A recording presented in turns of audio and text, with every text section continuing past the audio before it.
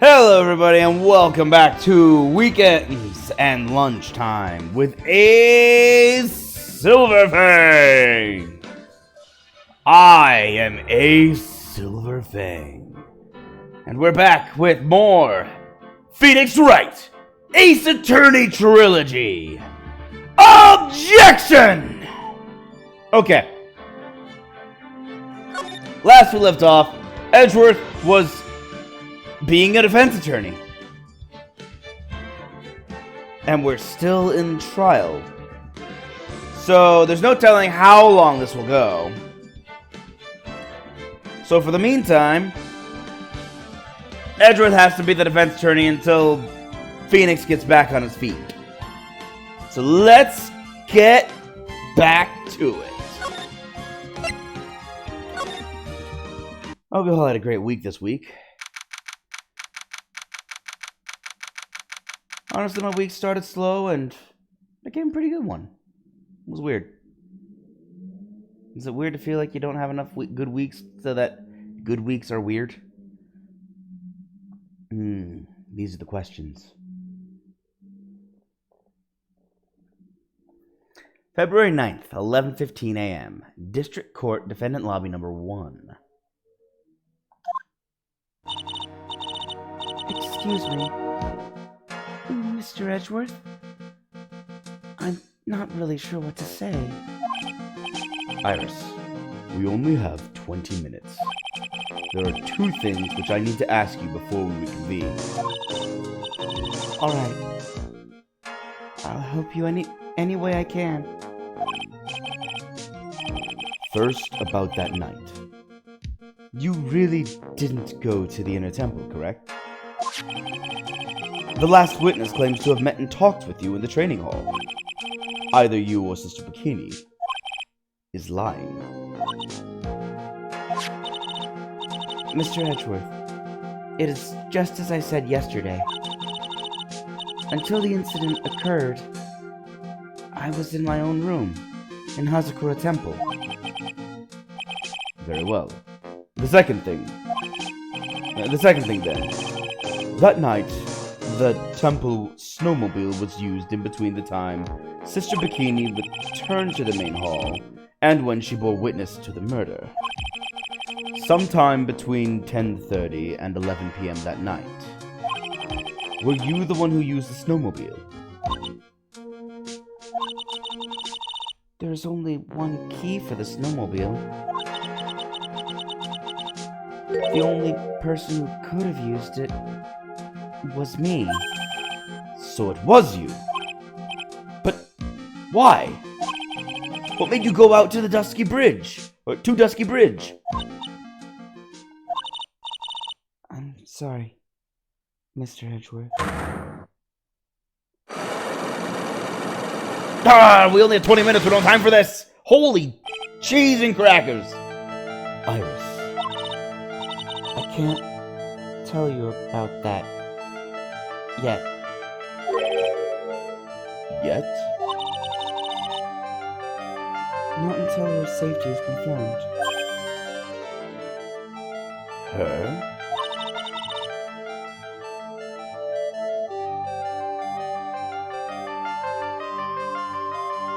The safety of the Acolyte. The Acolyte, huh? She must be talking about Maya.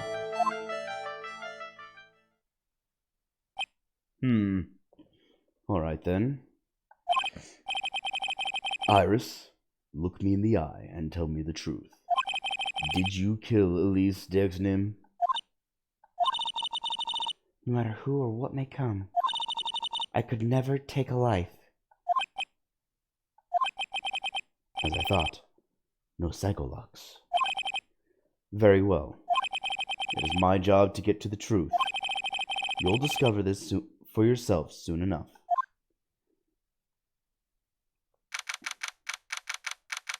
February 9th, 11:36 a.m. District Court, courtroom number 7. Oh yeah, I don't like doing this judge's voice. I miss the other judge. Court will now reconvene. Miss Von Karma, where is the witness? During the break, a man was detained for suspicious behavior in the gallery. Suspicious behavior? He was sketching something very intensely. Dare I ask what the witness was sketching when he was detained? He drew a terrifying woman, armed with a demonic face and a vicious whip. Ah! I can only presume that his intention was to capture you. Ah! Anyway, it's time to drag this pathetic excuse for an artist before the court. Now I want to see that drawing. Loris Dirks Nim, I hope you're ready. Get in here. It would seem that whip is going to see plenty more use today.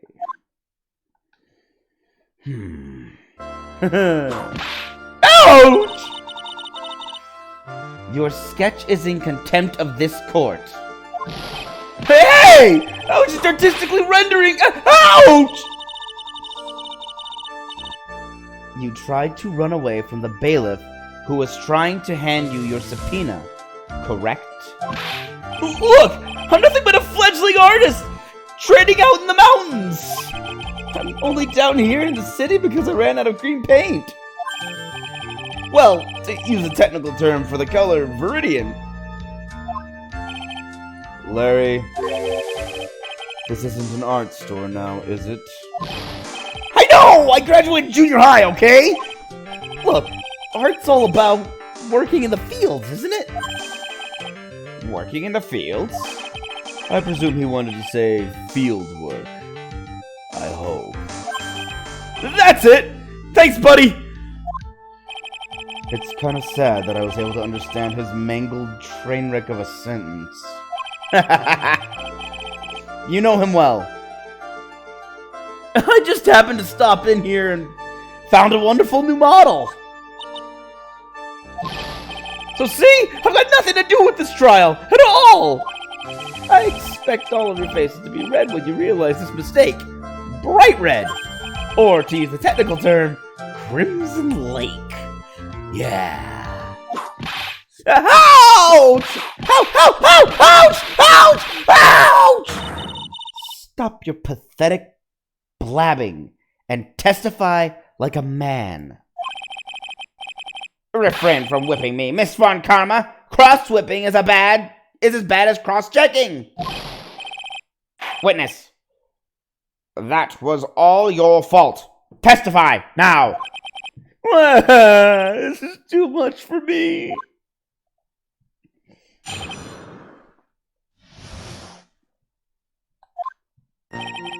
I was at that lodge out in the mountains, looking up at the stars that night. I walked to the bridge a number of times, but I didn't see a snowmobile. I didn't see anyone at the bridge that night either. The girl I was waiting for didn't show up. My teacher died on me. I'm all alone now. Aren't I edgy? Witness, please refrain from talking directly to the lawyers during your testimony. I'm just nobody, nothing but a small worthless man, aren't I? Why wasn't I asked for my name and occupation, or anything else? Mr. Edgeworth, this man seems to have quite a severe inferiority complex. He's recently been the cause of numerous incidents. I think he's finally realized for himself just how much of a nuisance he has been to other people. Yeah, that's right! I'm behind everything! Every case! Watch out, okay? Just touching me will make you eternally unhappy! Well then, let us proceed with the cross-examination. With no touching, thank you. We can delve into other details at a later time. Alright, I'll cross-examine my crazy friend. I was at the lodge out in the mountains, looking up at the stars that night. Oh, wait. hold it! Whatever is the matter, Mr. Edgeworth? This one single statement is so full of contradictions. For a moment there, I thought I was going to collapse. So, witness, any idea as to where these contradictions in your testimony may lie? Depending on your answer, I may stay my whip. Okay, give me a minute. Well, it was snowing that night, so I couldn't possibly have seen the stars. That rundown shack is hardly a lodge, is it? And even if the stars can be seen, it isn't like I was there to look at them, right? Exactly! Your entire statement was freaking contradiction! See? You can do it if you try. Ouch! There is only one issue here. What you saw at Dusky Bridge. I've walked to the bridge a number of times, but... Hold it! A number of times? How many? Maybe 5 times? I went once every 20 minutes. Which means... you spent almost 2 hours at Heavenly Hall that night? You bet! Real love is about waiting with your heart in your hands! Love, you say? It was this man's intention to summon the defendant to the small shack, using this blackmail letter. But blackmail? No, that was simply a product of overflowing love! Ah! You huffy-puffy, loosey-goosey excuse for a whimpering, whining wuss of a witness. So, what did you see? I hope for your sake you saw a snowmobile. You huffy-puffy, loosey-goosey excuse for a whimpering, whining wuss of a witness, eh?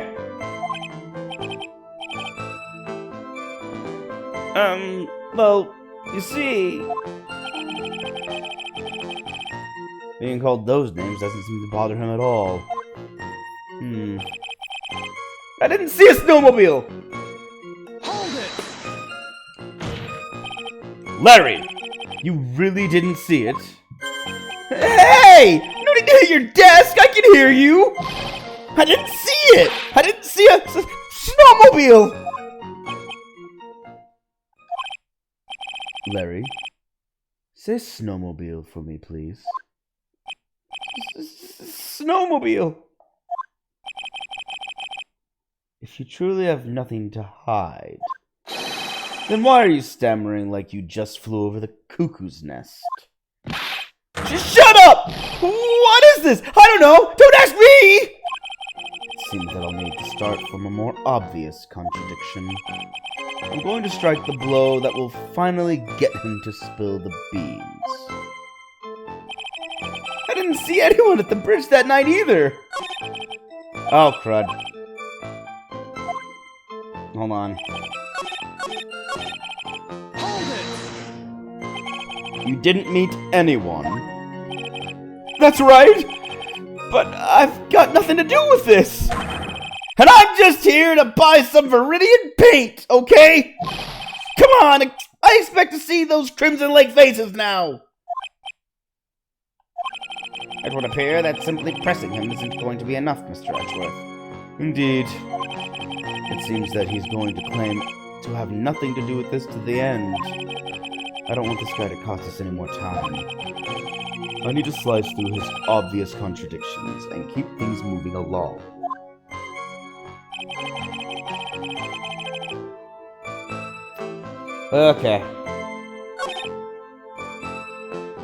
Okay, I've forgotten my evidence, so give me a second. What do I have? Apparent murder weapon that we've already proven wasn't the murder weapon.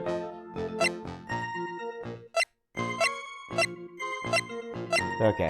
For a second, this was lagging. I was a little worried, but the lag stopped. No. I got this. We already know about this. We've already used it.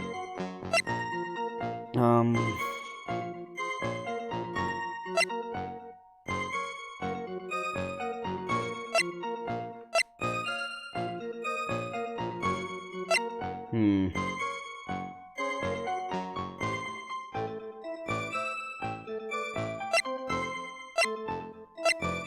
Until the murder was discovered, death was between 10 and 11.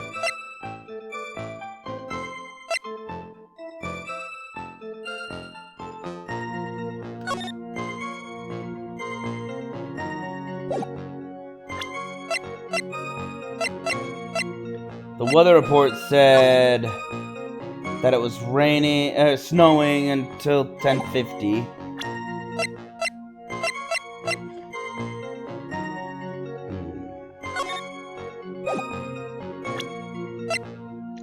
I'm not sure if I must have something, but I'm not seeing it.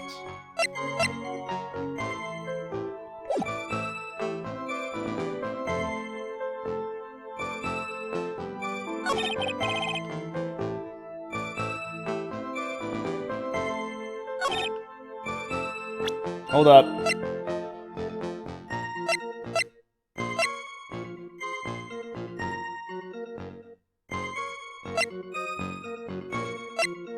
Hold up. I'll try to see if there's a way I can prove that he must have at least seen, Sister Bikini.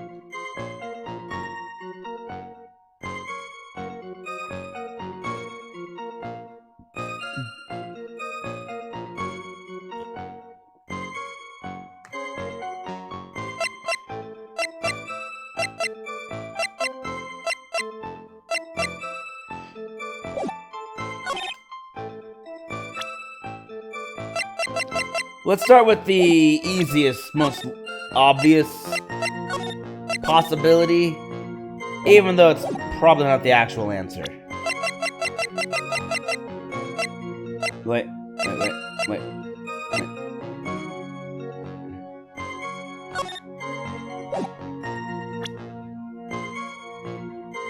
Objection! Nope, okay. Objection!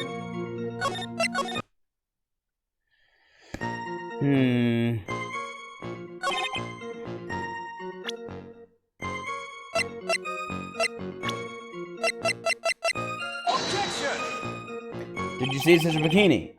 Okay, that's not the answer either. Okay.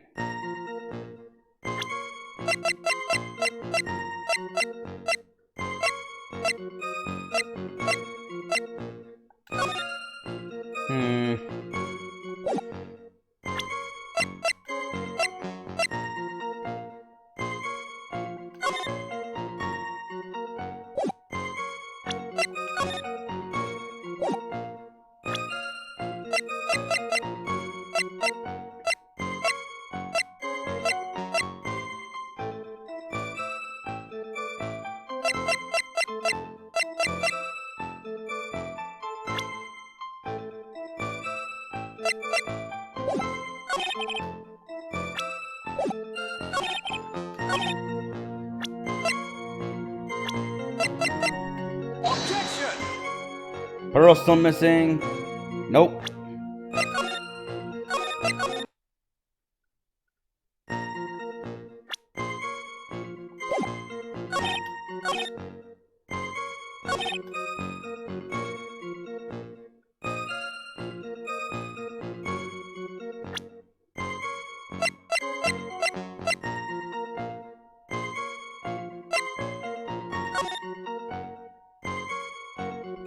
Let's see, 10 to 11, he walked there 5 times, once every 20 minutes. That means that starting at 10, 10, 10:20, 10:40, 11, 11:20.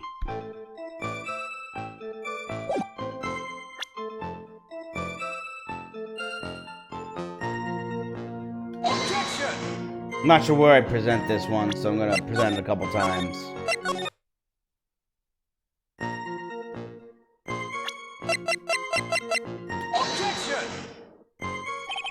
This is the problem with every single time I have to cross-examine frickin' Larry.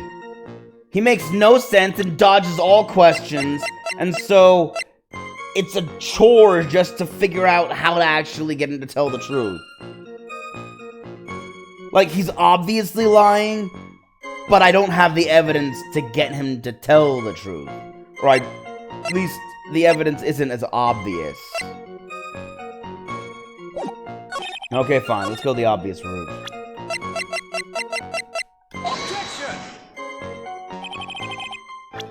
Well, it does contradict, but that doesn't seem to matter right now. As I presented the weather report to the statement that he was staring at the stars. It's obviously not the answer, though.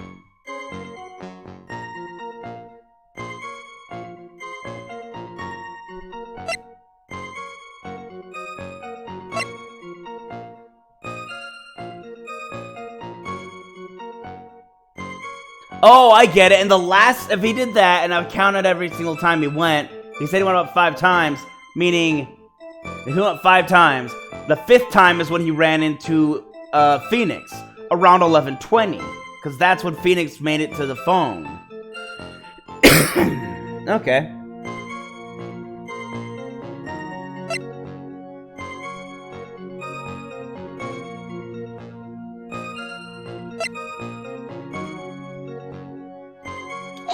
I mean, there was a snowmobile, but...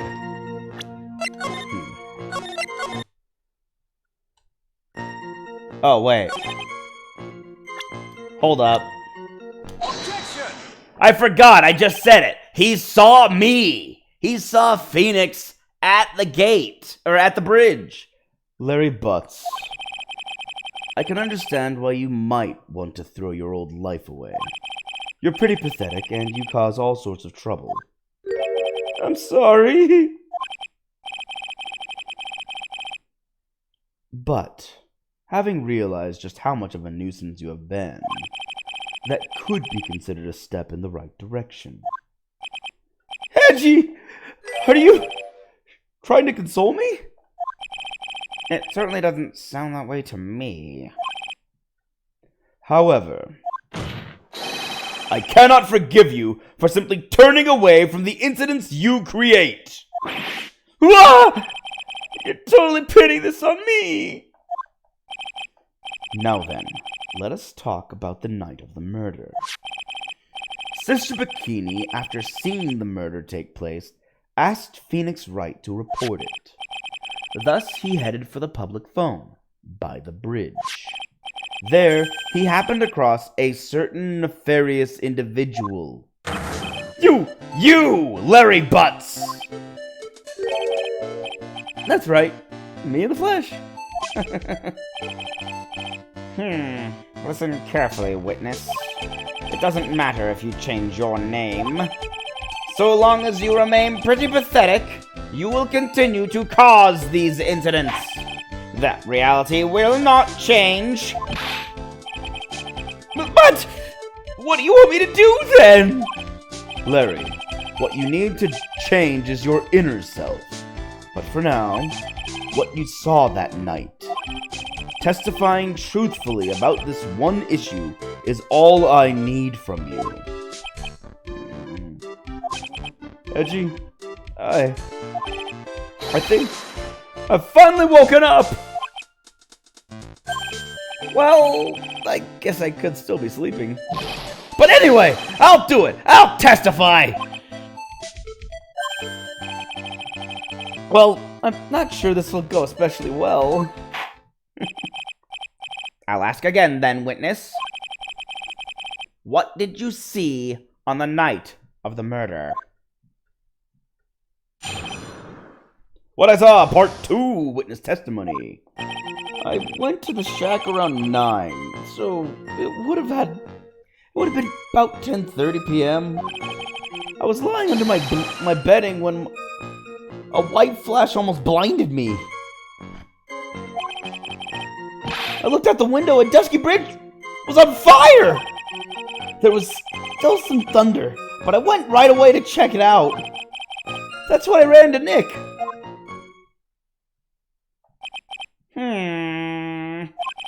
You certainly saw quite a lot, didn't you?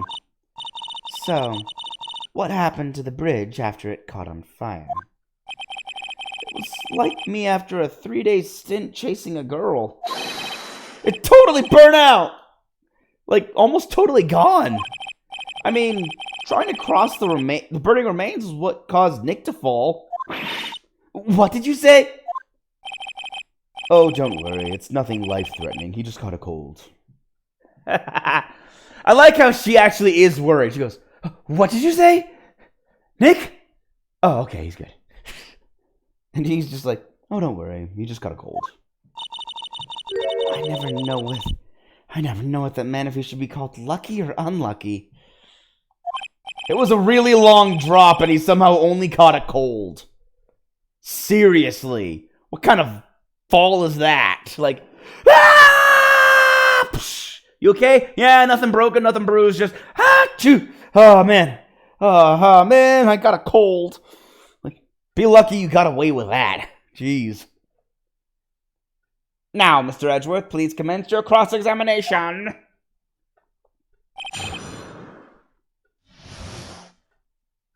I went to the shack at around 9, so it would have been about 10:30 p.m. Hold it! What did you do out there in the cold for an hour and a half? Well, if you really must know, I was busy being excited, I guess. Excited? Dare I even ask? I set the meeting time as 10 p.m., right? But I couldn't wait, and I thought she might come early, too. Well, it appears she didn't come at all in the end. Because they never arranged to meet in the first place, did they? Shut up! Don't go picking my fond memories apart! Anyway, I was getting a little worried. I thought maybe Iris had lost her way. So every 20 minutes or so, I went out to the bridge. But I didn't see anything particularly suspicious. I didn't have anything else to do, so I went back to the shack to wait for her. I was lying under my bedding when I saw a white flash almost blinded me. When a white flash almost blinded me. Hold it! This light was, of course, Lightning! Like, kapow! Like a slap from Naomi, honestly. A big bada boom! Or a little like that. That's more like a punch from Miranda. Why were all these women so abusive to you? What did you do? Witness, did you actually see the lightning hit the bridge? Well, I was a bit startled by the flash of light, so I looked out the window and Dusky Bridge was on fire! Hold it! Seeing that, what did you do? What do you think? I was burning up as well! From a fire in my heart! And that's why you went to take a look at the bridge? Well, to be honest, it was freezing cold, so at first I thought, forget it, I'm not leaving my covers. But it had pretty much stopped snowing, so I don't know, I changed my mind. I'm not sure I care for the forget it attitude that you had at first, Witness. There was still some thunder, but I went right away to check it out. Hold it! You said right away, but exactly how long after the strike was that? Lightning fell, and then the bridge caught fire. Maybe around 5 minutes? I mean, I suddenly thought, gotta go check this out! How far is this small shack you were in from the bridge? Hold on. Well, it had pretty much stopped snowing. I guess about a 5-minute walk! And how did Dusky Bridge look when you got there? Like I had recovered a piece of my childhood. I mean, not even the bonfires kids make it during school. I mean, not even the bonfires kids make during school camping trips can compare. Well, should I press him for a little more info? I don't know.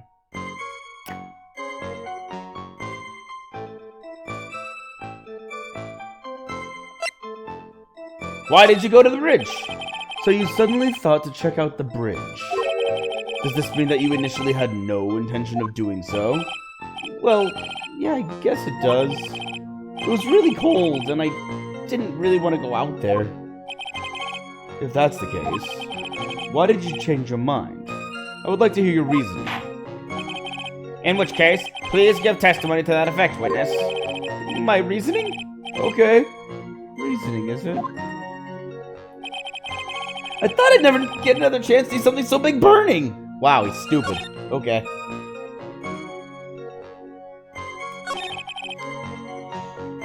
Hold it! So you decided to go and see what was happening. That's right! We were talking about a massive suspension bridge burning to high heaven! That's not something you see every day. Real specul... Like, really special! Can we really trust a witness who is unable to pronounce spectacle? Life seems to love hitting this poor witness below the belt. Well, my motto is to hit life back as hard as I can. I'll give you a few hits too if you'd like, with my whip. You told me about the burning bridge yesterday, but there's still something that doesn't quite fit. It looks like, despite his change of heart, Larry still isn't telling us the whole truth.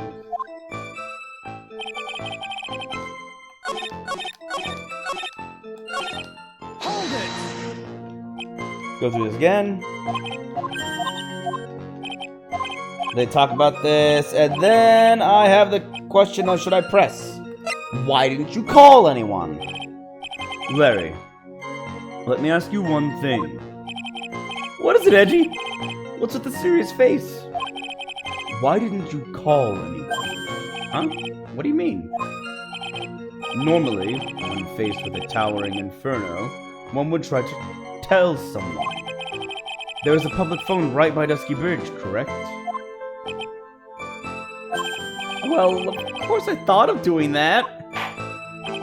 So then, let's hear why you didn't. Huh? Yeah, okay. Reason. My reason isn't that I didn't try to tell anyone. I just didn't have time to, okay? I arrived at the bridge and Nick showed up less than a minute later. Hold it! You claim to have arrived at the bridge at the same time as Wright? Yeah!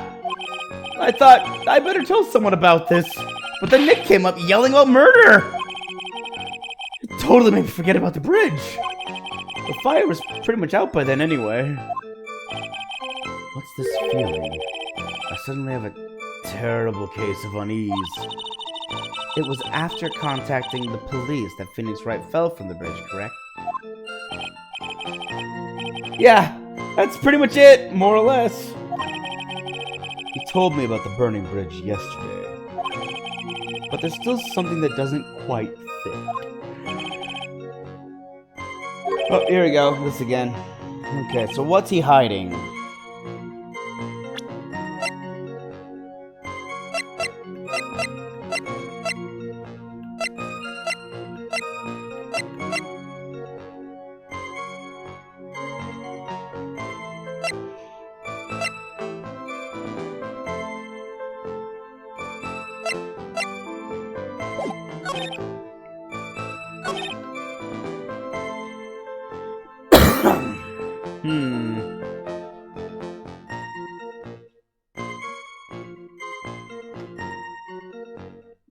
Looked at the bridge, just was on fire. There was still some thunder.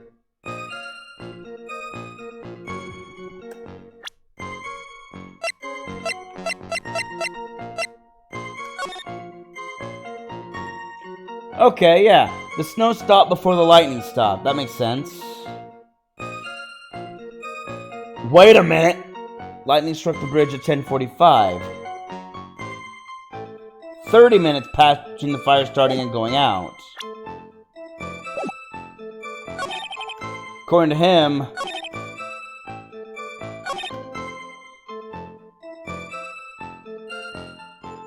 about 10:30 is when he says it was struck.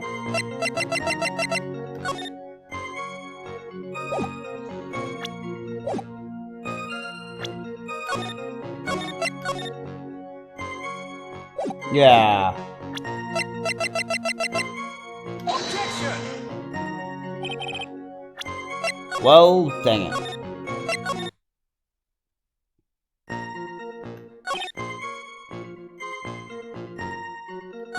"10:30 happened. So around 10:30, lying under bedding, white flash blinded, so lightning strikes.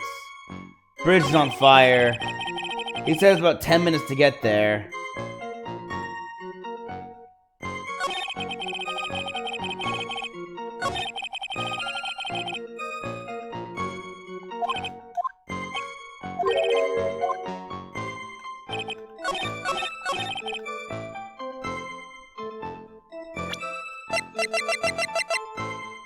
Objection!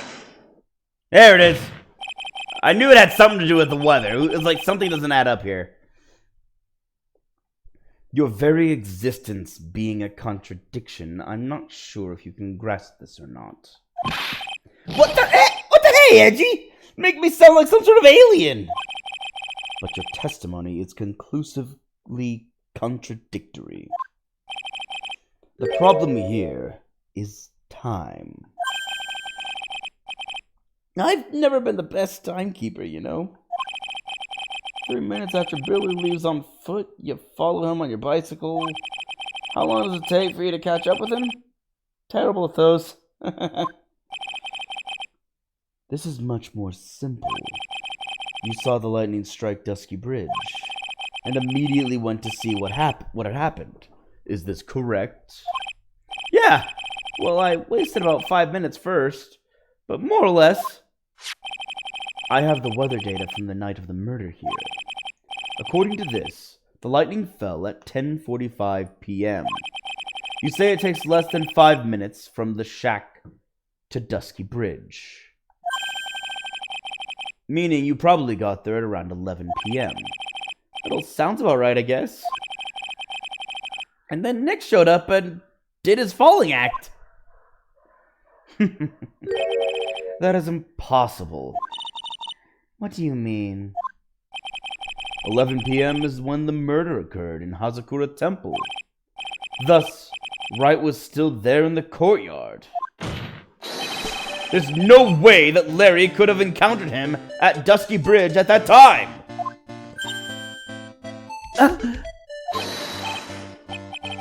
Excuse me, I have an objection! You do? Edgy, how many times do I have to say this? I'm not Larry! I'm Maurice Stanton! Yeah! It has not been proven that the murder occurred at 11 p.m. The sister only said around 11. In which case, it could have been earlier than that. Watch your footing there, Miss Francisca von Karma. The slope ahead is slippery. For there is still no way that Wright could have been at the Dusky Bridge at 11 p.m. And why not? It is clearly written here in the weather data report. It took around 30 minutes for the bridge to burn out. Therefore, the bridge must have been burning until at least 11:15 p.m. Which means... what exactly? Wright did not see the bridge while it was being consumed by flames that night. In fact, he did not arrive on the scene until... after the flames had died down!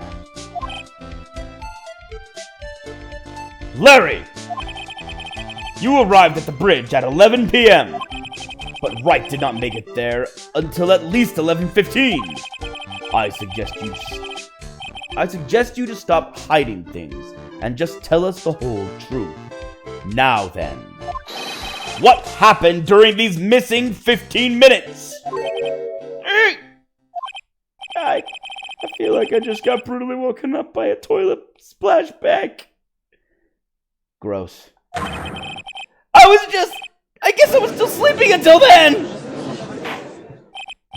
Order! So there was a missing 15 minutes prior to meeting Phoenix Wright. I hardly see that as much of a problem. Yeah, not much of a problem at all! Really? The bridge is burning before your eyes, and there is a phone right next to it. Why then did you not report the accident? Yes, witness. Why didn't you? Were you there simply to watch the bridge burn? And therein lies the problem. For even after the bridge had burnt out, he was still there. Staring into space, this witness didn't even attempt to fulfill his civic duty. That's what it sounds like. Ah, but this is Larry we are talking about, and even he isn't capable of being so stupid. Which means there has to be a reason for his inaction. Edgy. I think it's about time I got serious with you, dude. Just as I thought. You've been playing with us all this time. Listen, I'm gonna tell you everything. Are you sure you want to hear it all? Yes. I may really say it this time. Everything. Yeah! Then say it. Very well. I have a terribly bad feeling about this, however. Let's have the witness finally give us the whole truth. Now, for this 15-minute gap, what were you doing, witness?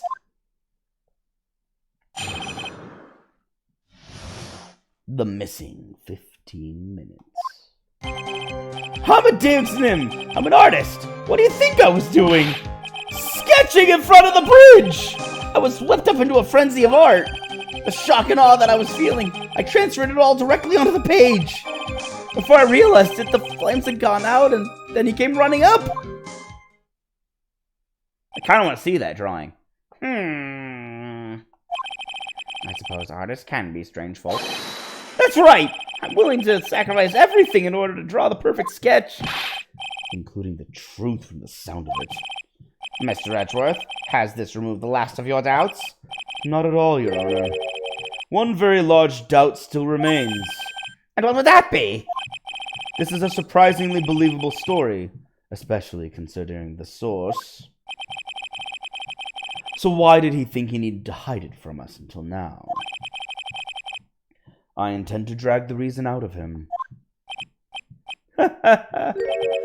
You'll regret this, Edgy. You'll regret it. So nervous.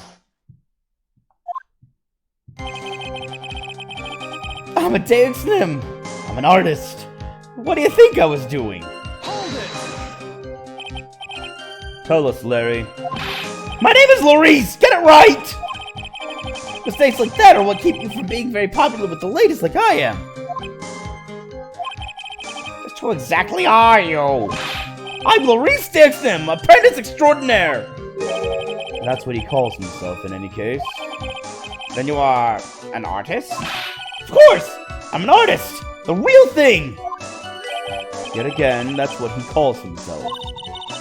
Names mean nothing. There's only one issue I care to discuss. What were you doing? That is a very big issue indeed.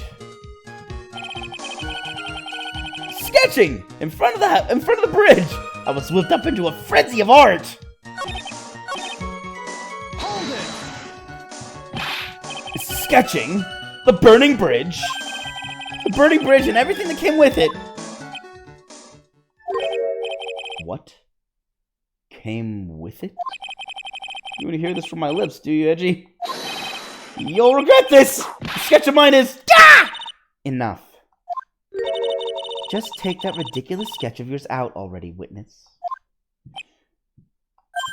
What are you talking about? I don't know what you mean! That does indeed appear to be the fastest solution. I'll leave it to you, Mr. Edgeworth. Uh-oh. What should I do? I've got a terrible feeling that the instant the sketch is revealed, the entire world may be changed by what is depicted there. I'll leave it alone for now. I cannot recommend looking at the sketch.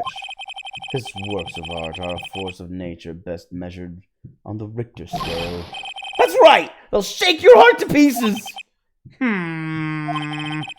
courtroom has yet to meet earthquake standards. I think we better pass. In which case, let us return to other leads. I'll come back to that. I wanted to press on the other issues first.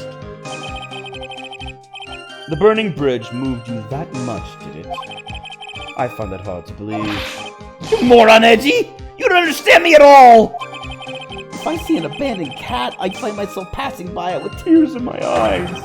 I am a man overflowing with irresponsible kindness who didn't help the cat. And I use my irresponsible kindness to fill the pages of my notebook. An artist using a notebook. It's so pathetic, it makes me want to cry myself.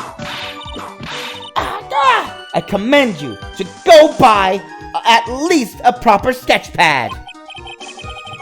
What has that got to do with anything? I'm not sure if I care for an artist using a notebook for sketching. Proceed, witness. Before I realized it, the flames had gone out and then he came running up. Hold it! You forgot the passage of time to that extent, did you? Well, once I get caught up in something, I tend to forget everything else. That's true. He's always been that way. I guess he's not lying about that, at least. Phoenix Wright appeared on the scene after 11:15. If he was drawing until then, that dispels all doubts. Aside from doubts of his humanity, eh? There is a big clue waiting for me in this cross-examination. This testimony does nothing less than mock the court. But I am sure that there is a vital kernel of truth hidden in it somewhere. I'm absolutely certain where it is. It's here. Hold it! Okay. We need to get this sketch out.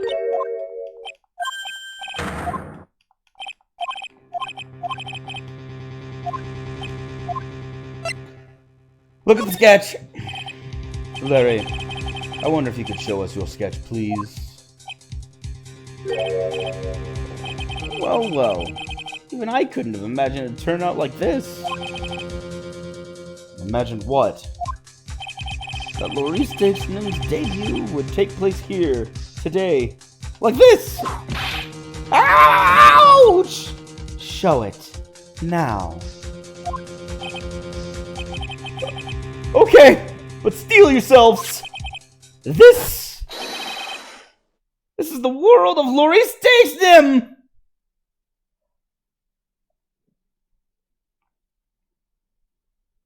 Why is there a ghost in your sketch? That looks like a lady flying over the bridge. Why is there a lady flying over a bridge made of fire? Why is a lady made of fire flying over a bridge? Oops.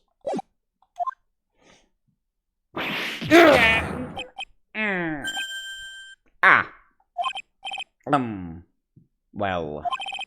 So this is Dusky Bridge, correct? Quite a large bridge, isn't it? Your response, Miss Karma? Yes. Well, it's a better drawing than I expected. Isn't it? Isn't it? I struggled to reproduce those flames. I really did. Yes, I'm sure you did.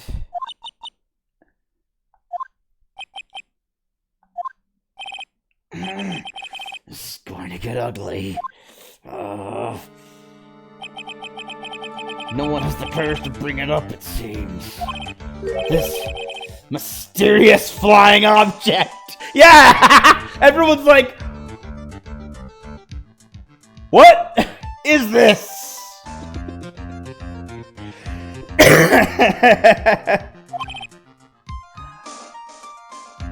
Larry. What? The burning bridge is fine. But what is that unfortunate-looking figure? Ah, you spotted that? I thought you might. However much I might want to ignore it, I can't. It's Iris, of course! Iris! I wish she'd take better care of herself. We have to plan for our future, you know? What would have happened to her if she had injured herself flying like that? You freaking moron! Think about what you just said!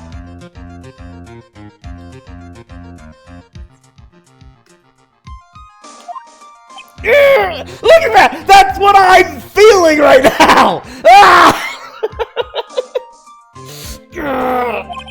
Larry, please answer this next question honestly. Okay.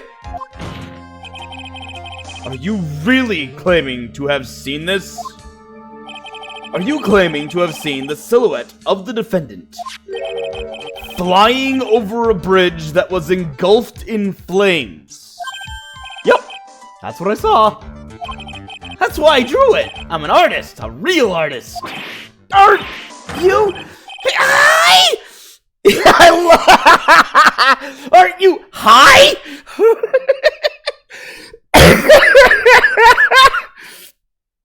There's like, are you high?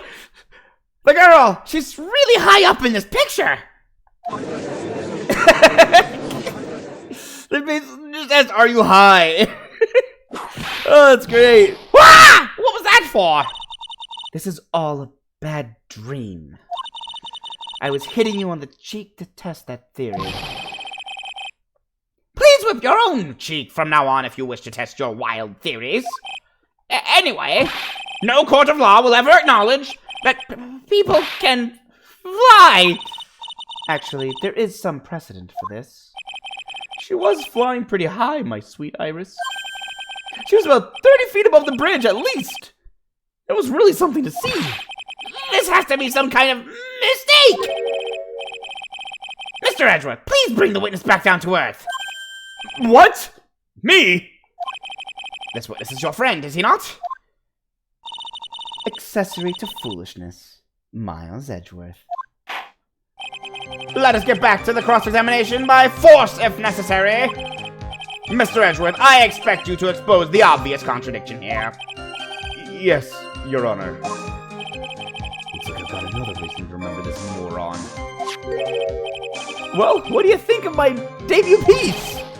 Get that thing away from me.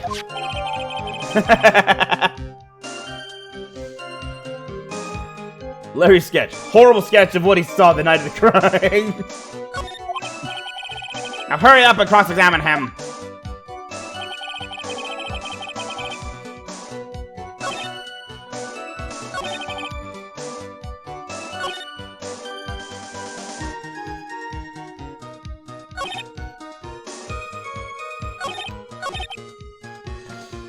Okay, sure. Just where did you see this sight from? Hey, no need to shout. When I was lying in bed, in that rundown shack, the crack of the lightning bolt made me realize the bridge was burning. I just watched it for a while from there, thinking how nicely it was burning. Then after about 5 minutes, I saw it. The defendant flying. That's right. That's when I decided to go to the bridge. I see. That all makes sense. Aside from the sketch itself. Yes, the sketch doesn't make any sense. I just need to convince the artist that his work is ludicrous.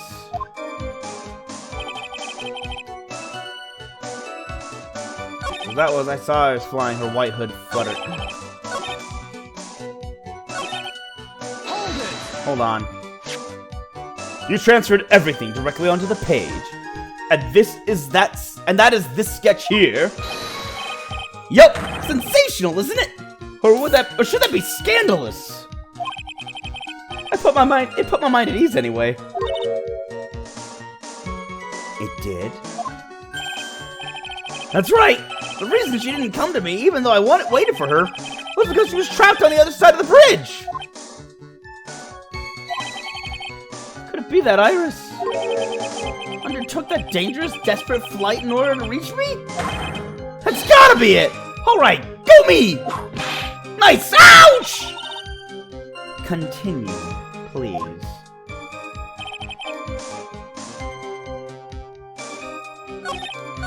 Okay. There's one glaring contradiction right now. Let's start with this. Objection!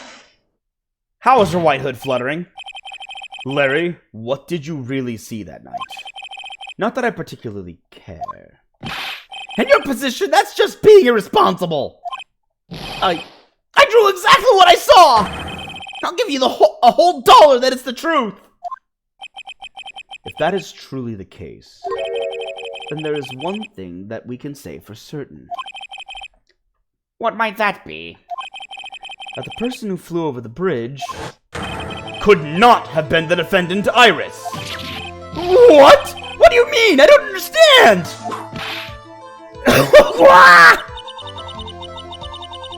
A foolhardy folly of a foolish statement by an equally foolishly foolhardy fool. How exactly can you make this claim? Tell us, Larry. According to this picture, the individual whom you say you saw was wearing a hood. Correct? Of course she was! That rundown shack is quite away from the bridge. The hood is what told me that this floating angel was my Iris. The hood is my darling Iris. And Iris is my darling hood. Wah! It seems there are bigger fools in this world than the one at the defense's bench. Larry, there's something you need to be made aware of. On the night of the murder, Iris wasn't wearing her hood. She had given it to Wright as a gift.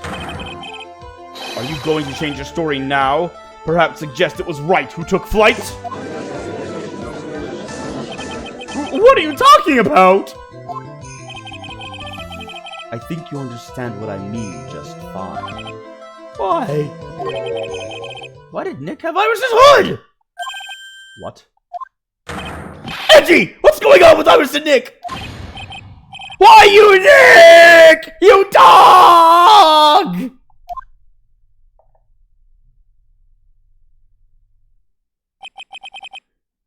I do believe that this unbelievably mysterious sketch is destined to disappear, discredited, and disregarded. No, and discarded straight into the garbage.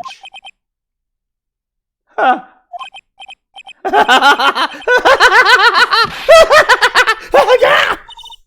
What is it now, witness?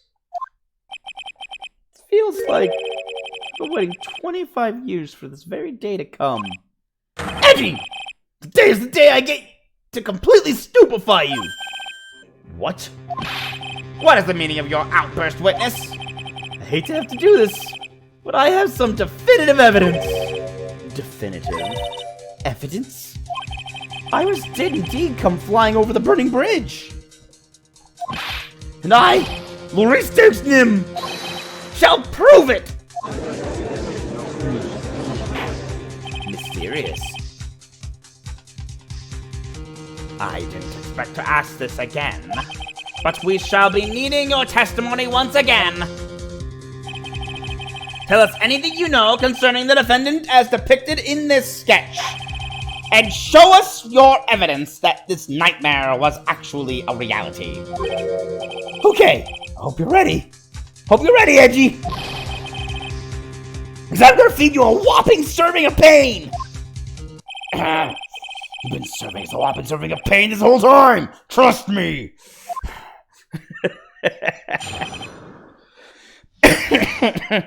Edgeworth is just at his wit's end. Proof that Iris flew with his testimony. When I reached Dusky Bridge, she was already gone. I was so worried, so I frantically searched all over for her.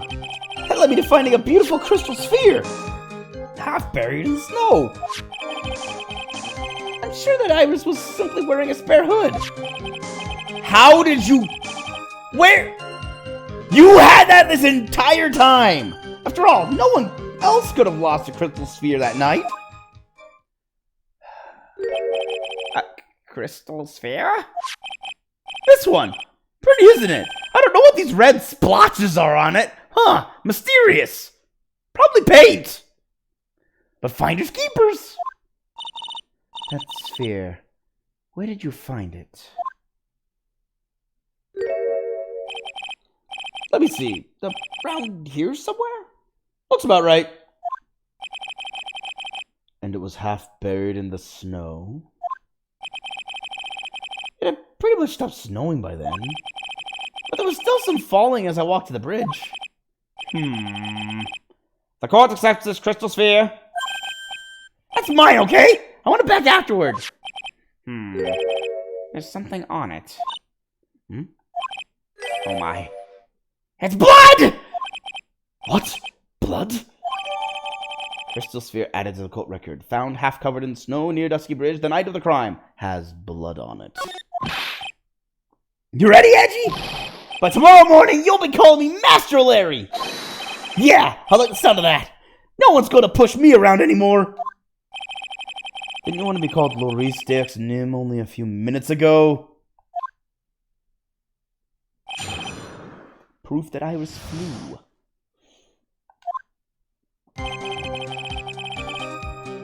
When I reached Dusky Bridge, she was already gone. Hold it! So you went to the burning bridge. That's right, to meet Iris. She actually flew to greet me. The least I could do was meet her halfway. But the defendant was not at the bridge when you got there, you say? I guess she went back to Hazakura Temple. She's a girl, after all. She must have wanted to look her best. It must be lovely to live in the fantasy land of Larry's mind. Actually, it's so depressing that I can't even work up the energy to point. Ah!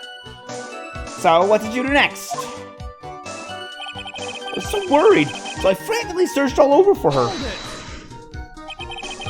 You searched all over for her? She was flying pretty high, you know. I thought maybe she slipped on her landing and got hurt. Hey! That was more than possible.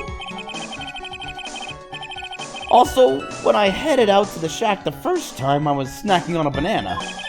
I was pretty sure I threw the peel away somewhere around there, you know? So, you know... Can one guy really be this stupid?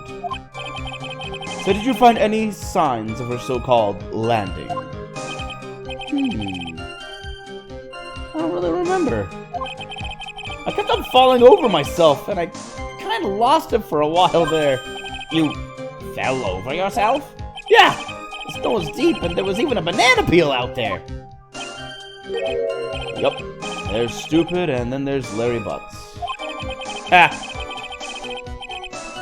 The short of it is that you didn't find any signs of her landing, correct? Then what happened next? That led me to finding a beautiful crystal sphere, half buried in the snow. I'm sure that Iris was simply wearing a spare hood. After all, no one else could have lost a crystal sphere that night. Hold on. Okay, half buried in snow. Half buried. It was sitting in the snow, with a little gather on top of it.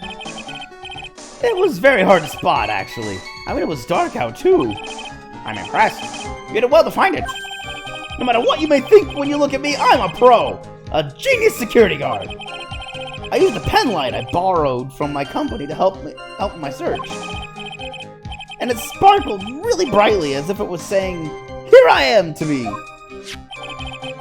It does indeed look very much like the crystal sphere on Iris's hood.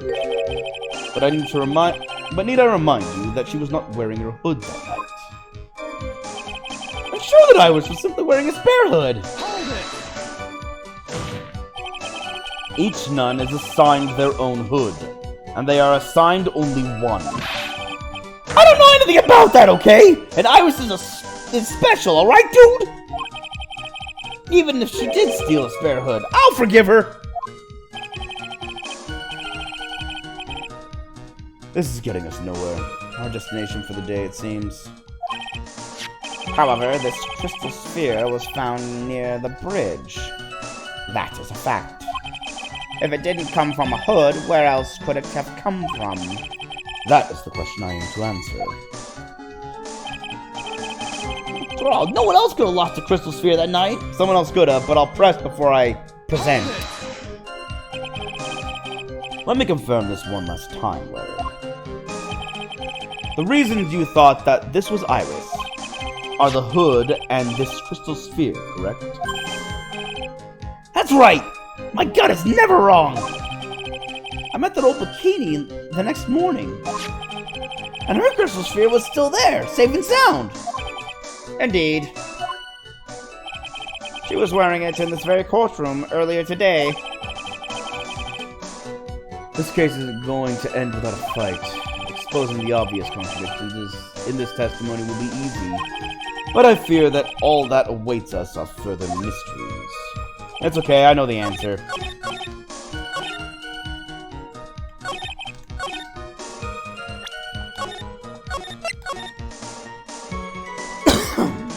Okay.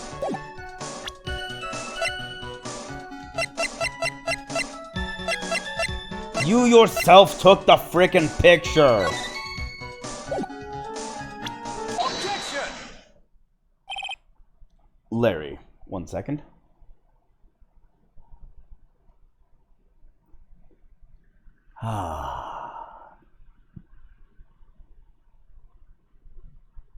I should have given Larry a better voice.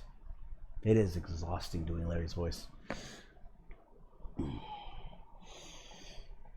Larry, that night, there was someone. Someone who lost a crystal sphere. There was? Who? Who was this stupid idiot? Miss Elise Dirks-Nim, the mentor to a stupid idiot. The victim? I have a photo of her here. And on the end of her staff, you can see a familiar-looking crystal sphere. Hey! That's my photograph! Give it back! Ouch! A crystal sphere like that is quite easy to find. I have one just like it on my brooch. They look nothing alike! In any case, please take a look at this. This is the victim's staff found at the scene of the crime. Ah! The crystal sphere! It's gone! What? What? What? What? What? Just what does this mean? If anyone jumped or flew across the bridge that night, it certainly was not Iris. After all, she was not wearing her hood. More importantly, the crystal sphere found at the landing site was not hers either. That means the one who flew and dropped the sphere was the victim, Miss Elise Dirks-Nim! A fool alongside another fool on a fool's errand to reach a foolish conclusion. First of all, this sketch, which I prefer to call a scribble, is ridiculous. People cannot fly, thus it is rejected. You can't do that! I saw it with my own 2 eyes! And this crystal sphere, this is nothing more than a red herring. You honestly believe that? Give it some thought, and I'm sure you'll realize it as well, Miles Edgeworth. Elise Dirks-Nim was in her room on the night of the murder. There was no reason for her to go to Dusky Bridge. Therefore, the sphere cannot be related to this case. That is all. Objection! Yeah, objection, heck yeah! Miss Francisca von Karma, the only people who will accept that explanation are scatterbrains and clowns. Why are you pointing at me? The victim's crystal sphere was found near the bridge on the night of her murder. Yet you expect us to believe this has nothing to do with the case? That crystal sphere, it was probably thrown away at the bridge after the murder. After the murder? There is blood on the crystal sphere, isn't there? This naturally suggests that it was thrown away after the murder took place. The killer placed it there to throw the investigation off the scent. Which is the exact same reason that he drew that ridiculous sketch. Oh, crud. What? What? Let's take a look at the autopsy report again real quick. She died between 10 and 11. Cause of death was loss of blood from a stab in the back. And the body fell 10 feet after death.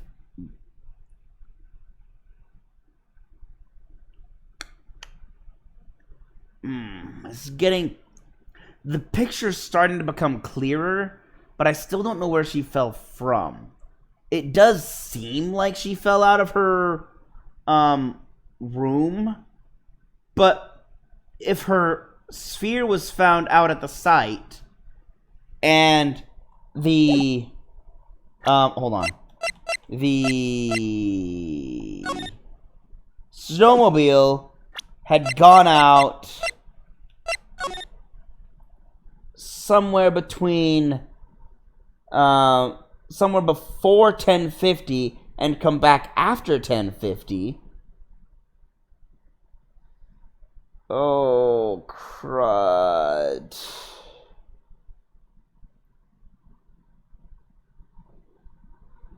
It's possible that the murder site was Dusky Bridge. Because we know, because we were Phoenix at the time, she encountered Phoenix and said that Pearl hadn't come by, so she went out looking for Pearl. But Phoenix is the only one who can attest to this. And he's not here. He's sick.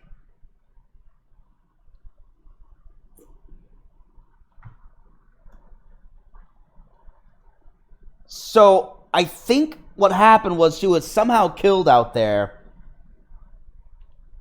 It doesn't say when the body was dropped, so it is possible that they carried her back to the room and dropped her out the room just to get her down there in the courtyard. Because she was dropped after she died. But the snow... Okay, so she was killed out by Dusky Bridge.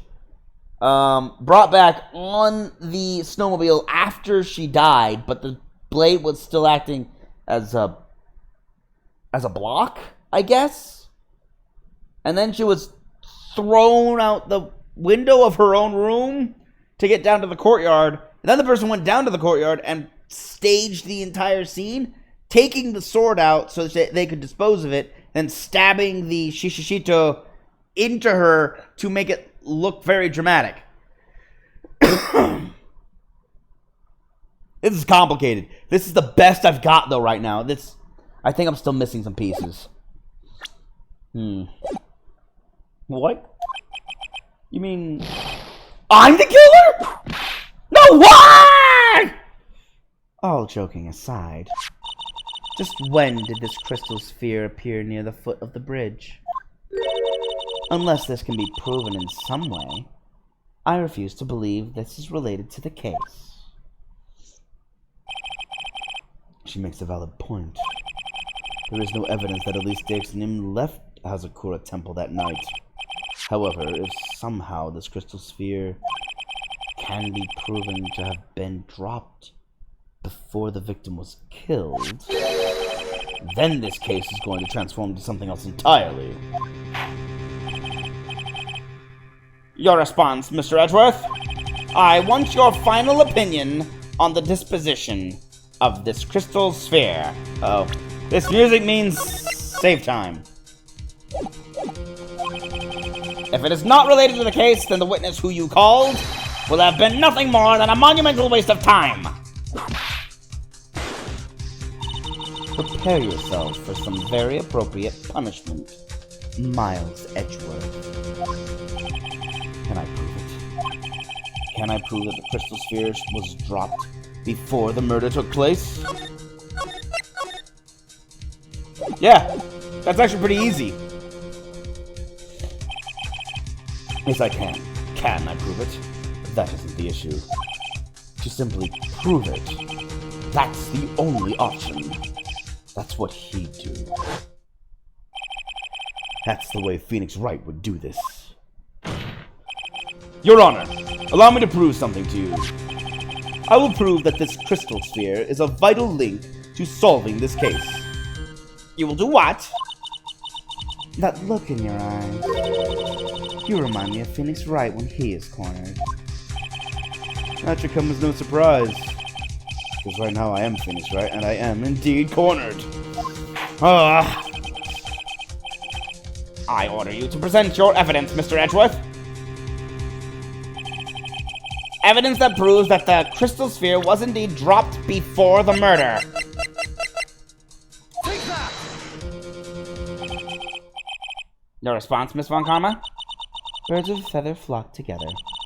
Are you familiar with this phrase? Apparently that was wrong. Miles Edgeworth. I think one such bird is calling for its fellow now. Go, go, Edgy! Do it! Prove it! Win, win, win! His cheering. It's as though I'm listening to the ominous calls of ravens! Okay. Well, obviously that was not the right answer. Well, that's what I went in on, so... I thought it was... Because it says it has a little snow on it. See? Half covered in snow, but not all covered in snow.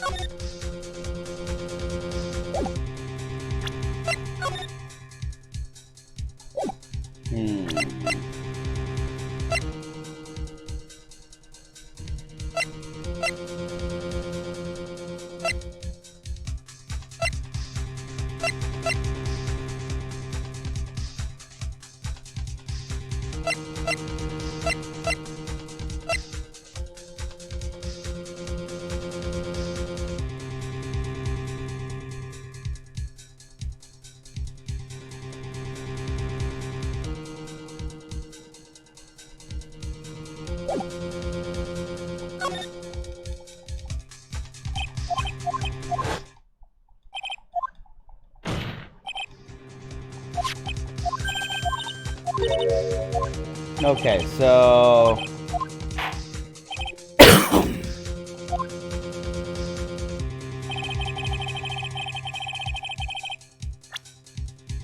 Was dropped before the murder.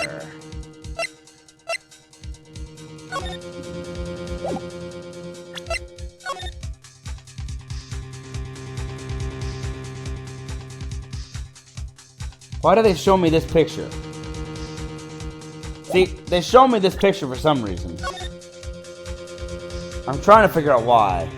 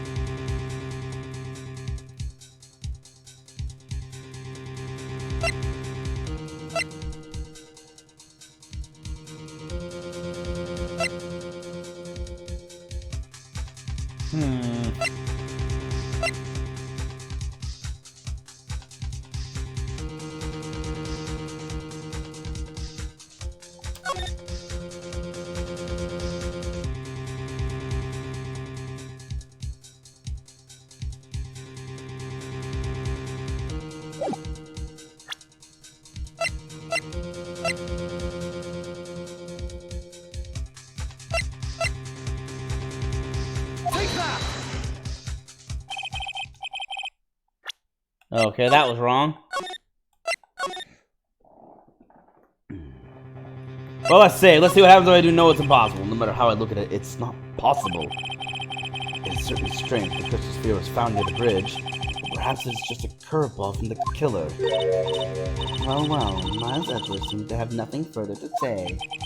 Then I am left with no choice. Of course, there's no reason. Hold it!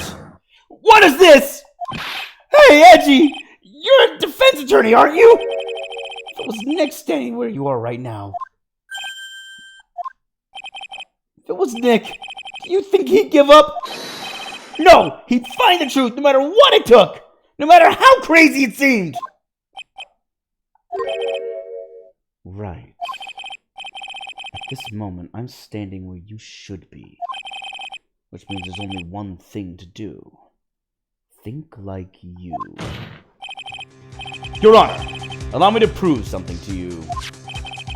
I will prove that this crystal ball, this crystal sphere, is a vital link to solving this case. You will do what? That look in your eyes. You remind me of Phoenix Wright. Okay, so this was a non-choice choice. Okay.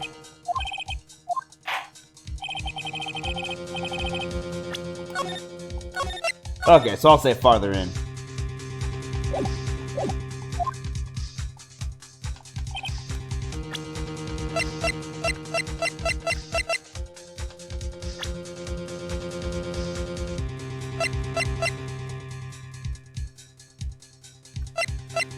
Was dropped before the murder.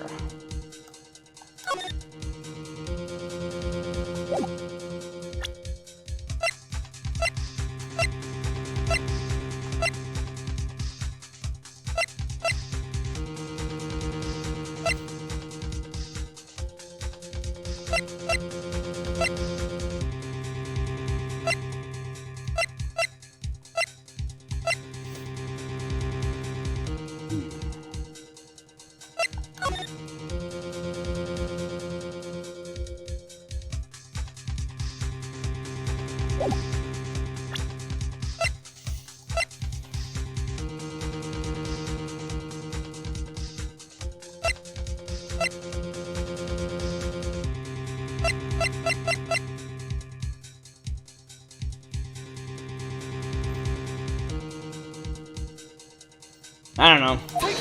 Look, the orb! Or sphere. Really?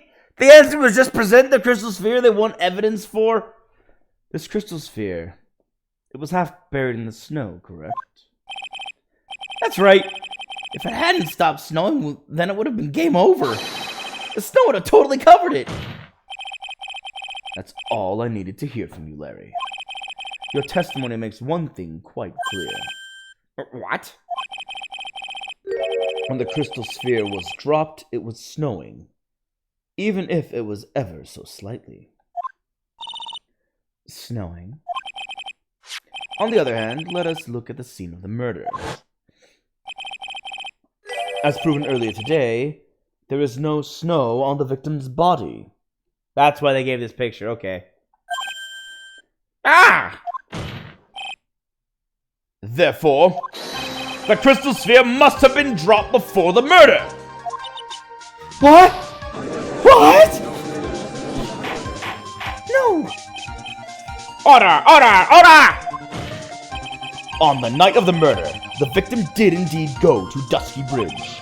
And there, something occurred that caused this staff's crystal sphere to come loose. What? What could that have been? This sphere, there is some blood on it, isn't there? Allow me to raise a certain possibility at this junction. The real crime scene was near the foot of Dusky Bridge. Ba-bam! Like I thought. The murder didn't take place in the Hazakura Temple courtyard. Only a fool would suggest such a foolish piece of absolute foolishness. Just who is the fool? And which part is so foolish, Miss Von Karma? Have you been paying any attention this whole time, Miles Edgeworth? The sister saw everything.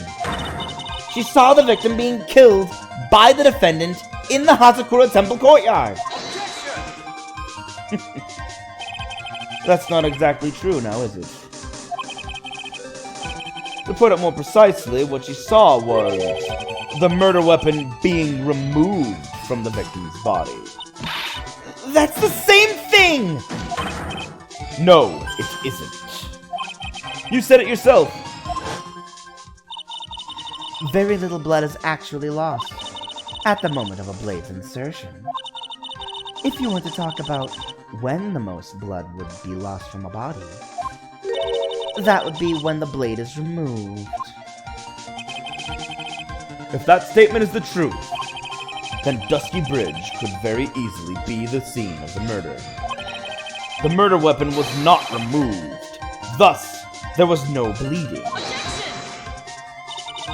You're forgetting one vital thing, Miles Edgeworth! Elise Staston's body was found in Hazakura Temple.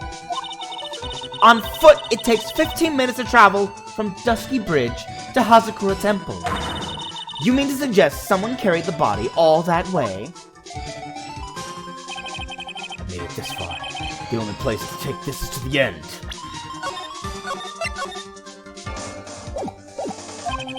I just need to prove that my version of the events is also perfectly plausible. Now, if the defense is ready, the court would like to have an explanation. Please show us the method by which the victim's body was carried to Hazakura Temple. Sure. Take that! On that snowy night, there is one way that a body could have been moved. The snowmobile. As we know, the snowmobile was used that night. It was explained as having been used to dispose of the murder weapon. But it could also have been used to carry a body. Order! Order! Order! Yeah! This is completely unacceptable, Miles Edgeworth. You've dug yourself into your own grave. What do you mean?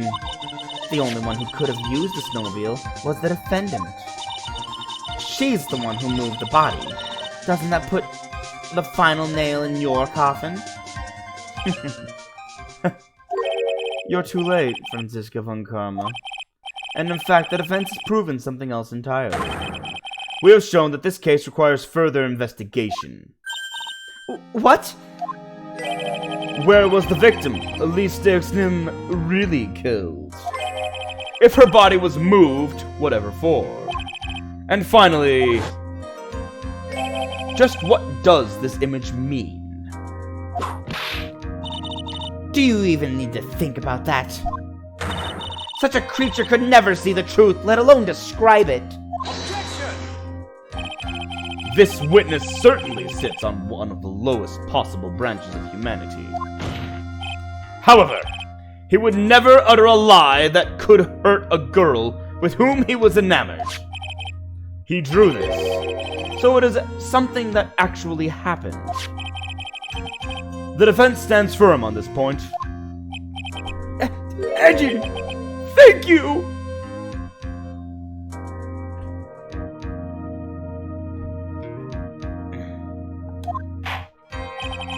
That settles it then. I cannot give a verdict under these circumstances. Oh, then excuse me.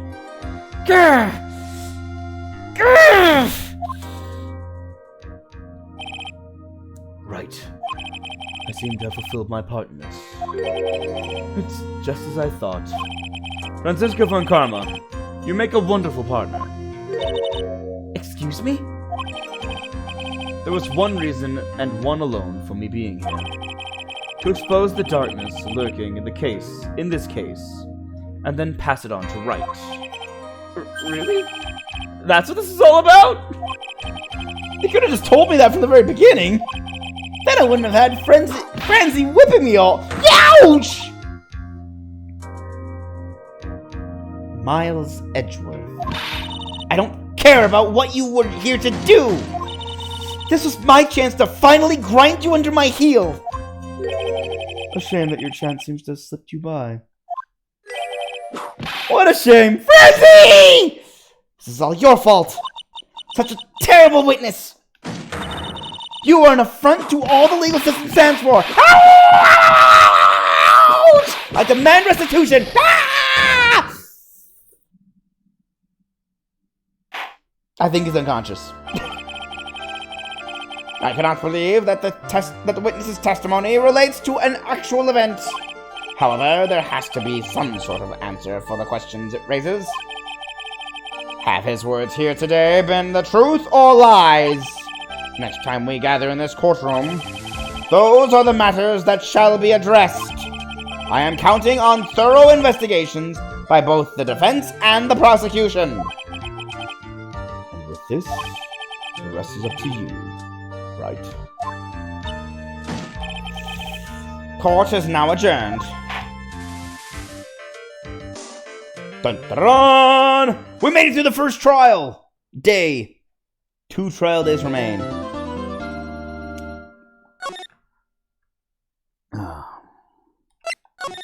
Alright, not bad. Made that in pretty good time, too. I mean, we had a little bit of a hiccup causing a slowdown, but not too bad, all things considered. Why is it 3:43 a.m.? Jeez. February 9th, 3:43 a.m. Hottie Clinic. Intensive care unit. Why is he in intensive care if all he has is a cold?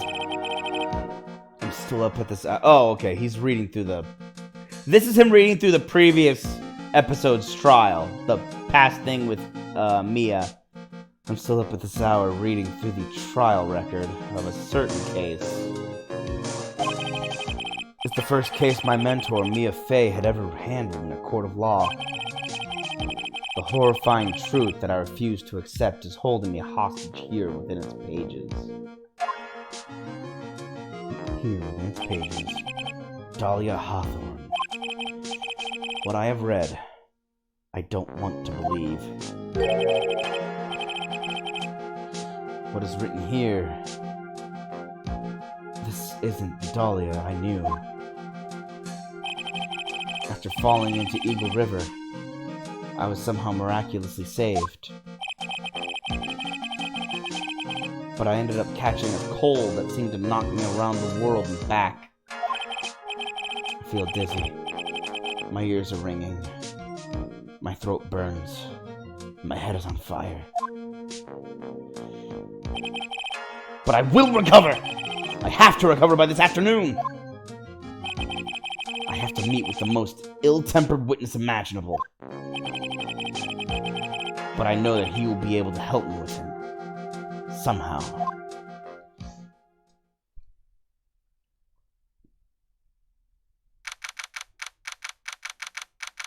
Hey! February 9th, 2:43 p.m. Dusky Bridge. So now we're after the trial. Right. Are you sure you're well enough to be doing this? You still look a little green in the face. Maybe Viridian in art to speak. Actually, my fever has gone down quite a bit. How's your temperature now? Only 102.2 degrees. Nothing to worry about. What the heck? You are on death's door!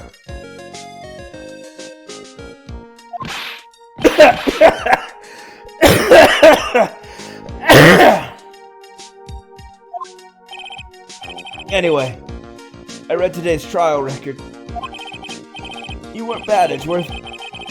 Pretty impressive despite the circumstances. We're not in the clear yet. The main point of contention tomorrow is going to be the murder weapon. Yeah.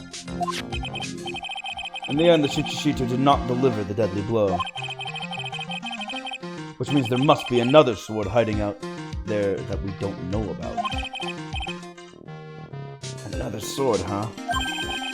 Don't you worry about a thing, pal. I'll take up the murder weapon myself, or I'll eat my coat! Thanks again, Edgeworth. I'll handle things from here. That is probably for the best. Actually, I was thinking about paying the old precinct a little visit. There's something I want to look into. is our client's background, naturally. You mean Iris, sir?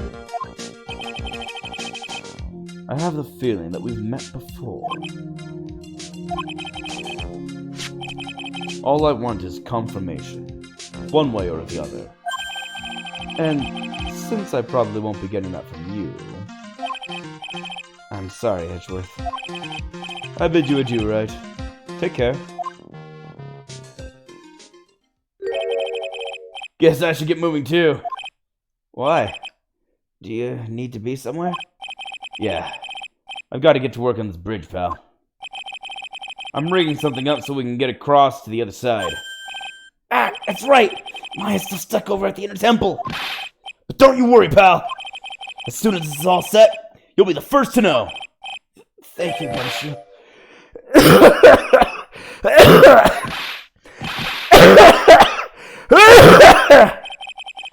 No problem, pal.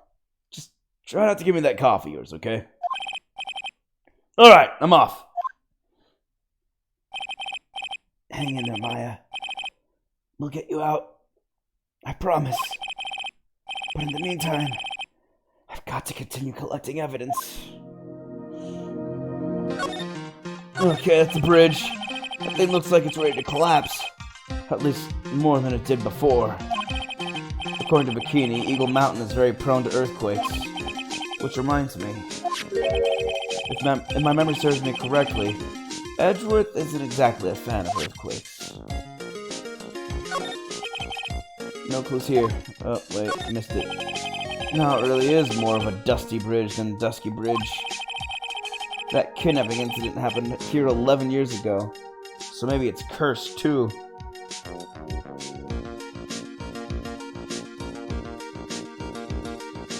Wait, this is the bridge? Wait, this is the bridge? No way. I thought that was another bridge. Where is map? Where is map? Where is map? Map. Oh my gosh, it is the bridge! It is this, oh my gosh. I didn't recognize it with all the temple markings on it. This is the clearing where she took the picture from. There's the bridge. This is the thing that made it all. This is where the car is parked. Oh my gosh, it's the same exact bridge.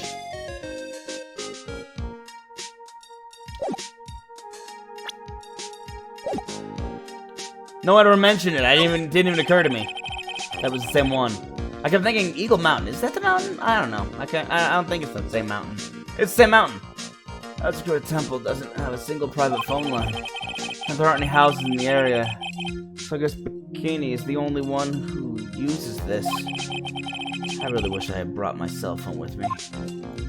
Yeah, would have made things a lot easier. It looks like it's about 20 yards to that cliff over there. But I can't see the inner temple from here. I really hope Maya's okay.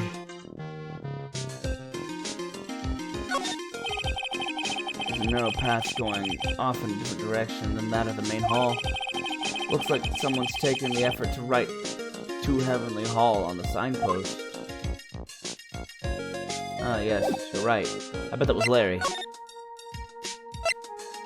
Let's go down and check on Heavenly Hall first, because it's a one-way. You go down here and there's nowhere else to go, so. February 9th, Heavenly Hall. Looks like no one's here. Larry! Loris! I was sure he'd be hiding here. Guess I'll try again later. That stuff is really ruining the beautiful atmosphere around here. It's so inappropriate. The flags of the world. Like Sister Bikini in a bikini. I've got to think of the kittens. What? Lie down, Phoenix. I think you're delirious. From the fever. This is the famous Eagle River. I got a trout its rough rapids the other night. They say it has a really strong current. And they weren't kidding. It's both powerful and fast-flowing. I was dead lucky. I mean, lucky not to be dead. Yep. I can't not see the similarities now. I can't believe I didn't notice that it was the same exact river. Same exact bridge. Look at this graffiti scrawled right on the front of the shack. At least he managed to get a pretty good likeness. When I really think about it, I guess art kind of suits him. Yeah. His art's actually not terrible. I mean, his very existence is an art of sorts. Yeah. The snow's really piled up on the straw roof. It's otherworldly. Like something out of a fairy tale. Well, the roof part anyway. The sign says Heavenly Hall. I guess it's pretty fitting. If you spend a night in this little freezing shack, you'd probably find yourself at the pearly gates by morning. Ha. Well, except that Larry's been living here, so... I don't know. He seems to survive it. Okay, back to the main gate then. I'll have to go by Heavenly Hall again later. February 9th, Hazakura Temple, main gate. Come on! Please! It's for art's sake, I swear! There's only one guy I know who could be this persistent and high-strung. I'm talking about the heroine here! The heroine in my book! It'll make you famous! Ah! Enough. A fool's fool fools fools, who foolishly accept the foolishness of a fool's fool. Wouldn't you agree, Phoenix Wright? Huh? Me? Wait a second. I know you. You're... Ow! Your reflexes of mine need to shape up. My brain's frying like a sunny side up, and you want to grill me over a name? Francie, you can't do that! Even as we speak, Nick's on the brink of death. Or so I'm told. Whip a dead horse. Isn't that one of your American sayings? No, it's not. And I'm not on the brink of anything. Come on, Nick. Tell her, would you? Tell her she needs to model for my new picture book. Francie's Whippity Whip Trip. Wow, that sounds awful. Ah! Before you ask me to model, learn to give at least semi-coherent testimony. And before that, you'll have to learn how to live a semi-coherent life, Larry. I don't care what anyone says, I'm telling the truth! I saw what I saw! She flew, I'm telling you! Whoosh! Just like that dude with the red underwear! Superman. That dude with the red underwear. Don't think I'm gonna forgive you guys when you come back crawling back to apologize! Off he goes. It's amazing how little has changed with you in the past year, Phoenix Wright. Greetings. Hi, Francisco Makarama. Have you been in Germany all this time? That's right. Extending my perfect win record, naturally. Oh, joy. Sounds like she hasn't changed a bit. Has it really been a year since we first met? I am Francisca von Karma, the prodigy. I see. I gave up a promising career in Germany and came to this country for one sole reason. Revenge. Francisco was born and raised in Germany and became a prosecutor at the age of 13. Her father was the legendary prosecutor, Manfred von Karma. The fact that they brought his profile picture up again is... not boding well. He might come back. Oh, thanks, man. I appreciate the raid. It's a ton, Muta.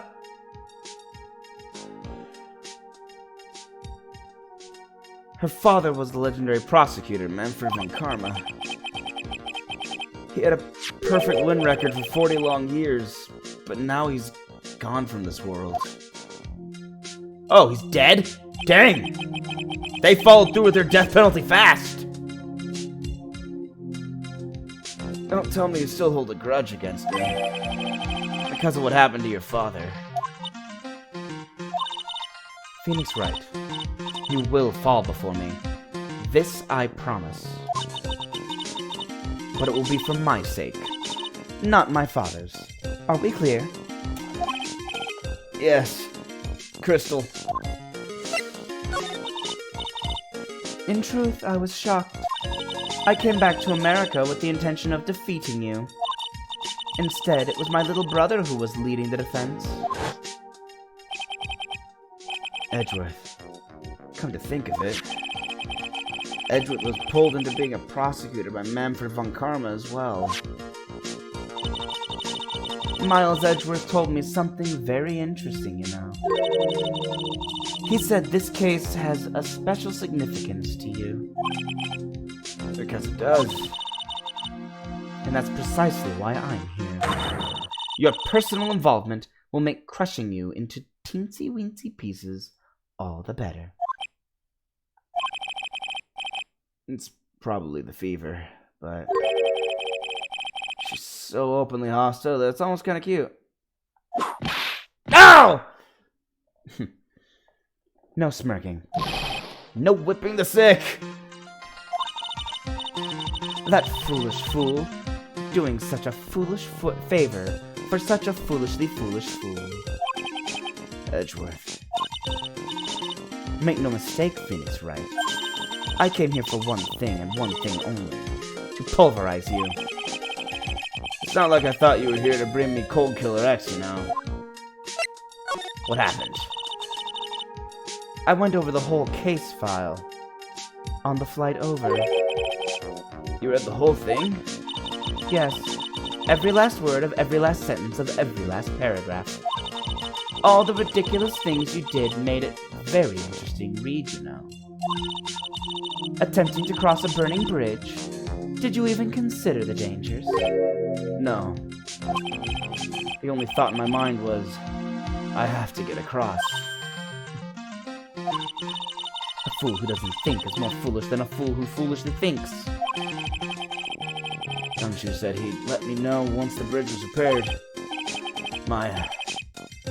She's got to be okay. I just know it. Plus, I need to ask her about what really happened at that inner temple that night.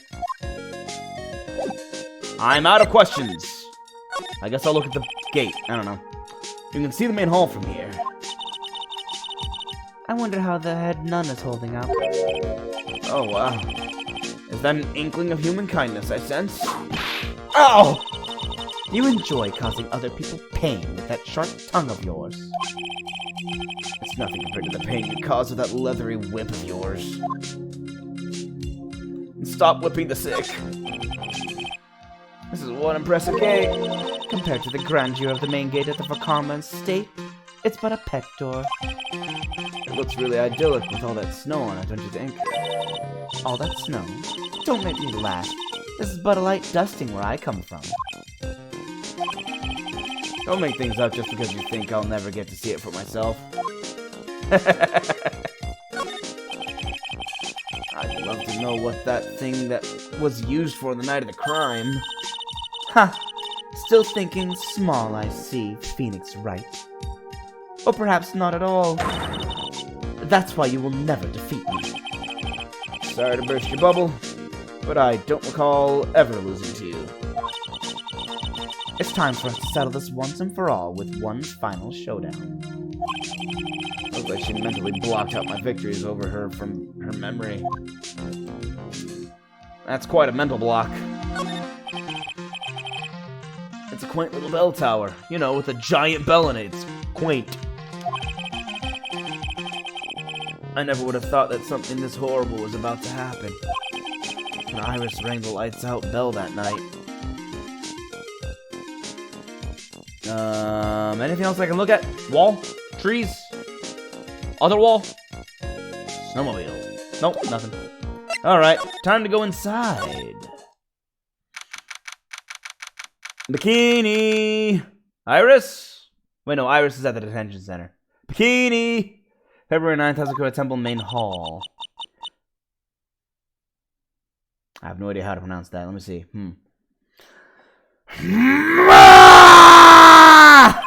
That's all I can think of. Oh, it's a sigh. Okay.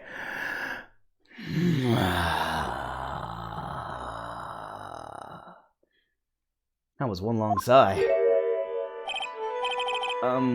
Sister Bikini?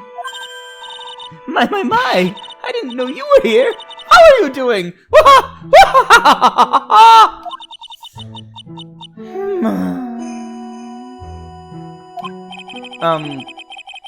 You don't have to pretend to be in a good mood for my sake.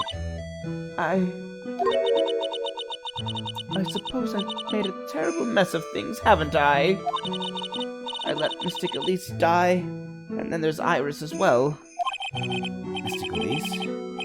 Now that I think about it... There's an acolyte stuck at the inner temple.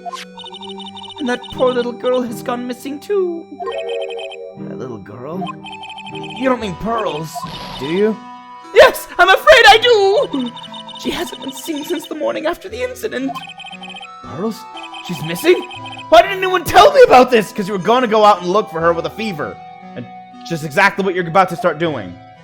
With a 102-degree fever. You moron.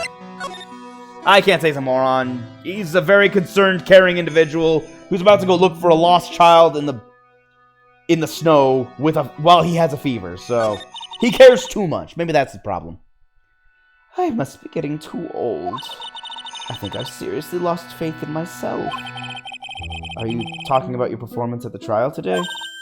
You believe me, don't you? I'm not a liar! I would never lie! I know what I saw! I saw Iris pull that sword from Mystic Elise's body that night! I'm certain of it, but that doesn't mean she killed her. At least, it wasn't until this morning. I don't see any psyche locks, so she must be telling the truth. So why are you all so unsure of yourself all of a sudden? You know that artist who testified after me? I saw Iris flying! Her white hood fluttering! I felt like I might start flying myself. When I saw that man testify so fervently about something so impossible, I started to wonder if I had acted just like him when I was on the witness stand. I wouldn't take that guy too seriously. He's an artist, but all he draws is trouble, and nothing else. If both Bikini and Larry are telling the truth, that could only mean one thing. They both didn't see what they think they saw. Well, Iris was probably pulling the sword out of Mystic Elise, and if she pulled the sword out, that would explain why blood was on her clothes while she was waiting in her room. The real question is, why'd you pull the sword out, then put it back in? Yeah, something's still not adding up. Something still doesn't make any sense. Inner Temple. On the night of the incident, you met Iris at the Inner Temple, is that correct? That's right! I'm sure it was Iris! But Iris claims she was in her room in Hazakura Temple. I knew I shouldn't have come back here that night. But because you did, Maya's stuck all by herself at the Inner Temple. I'm so sorry. The drafts in that place are nothing to shake a stick at. Winter is especially bad. I'll bet. The training hall looks like it's about to fall down any second. Eagle Mountain has always been prone to earthquakes, just so you know. Earthquakes? Yes, I wouldn't be surprised if the next big one levels the training hall. We've got to get Maya out of there. Fast! But still, there's really no need to worry. That area on the other side of Dusky Bridge is isolated, like an island. It's like an island? How so? Well, the only thing on that side of the bridge is the Inner Temple. No one lives out there, and it's surrounded on all sides by the river or the forest. I see. So a criminal would be trapped should they choose to flee in that direction. And as long as the bridge is out of commission, he or she will have to stay there.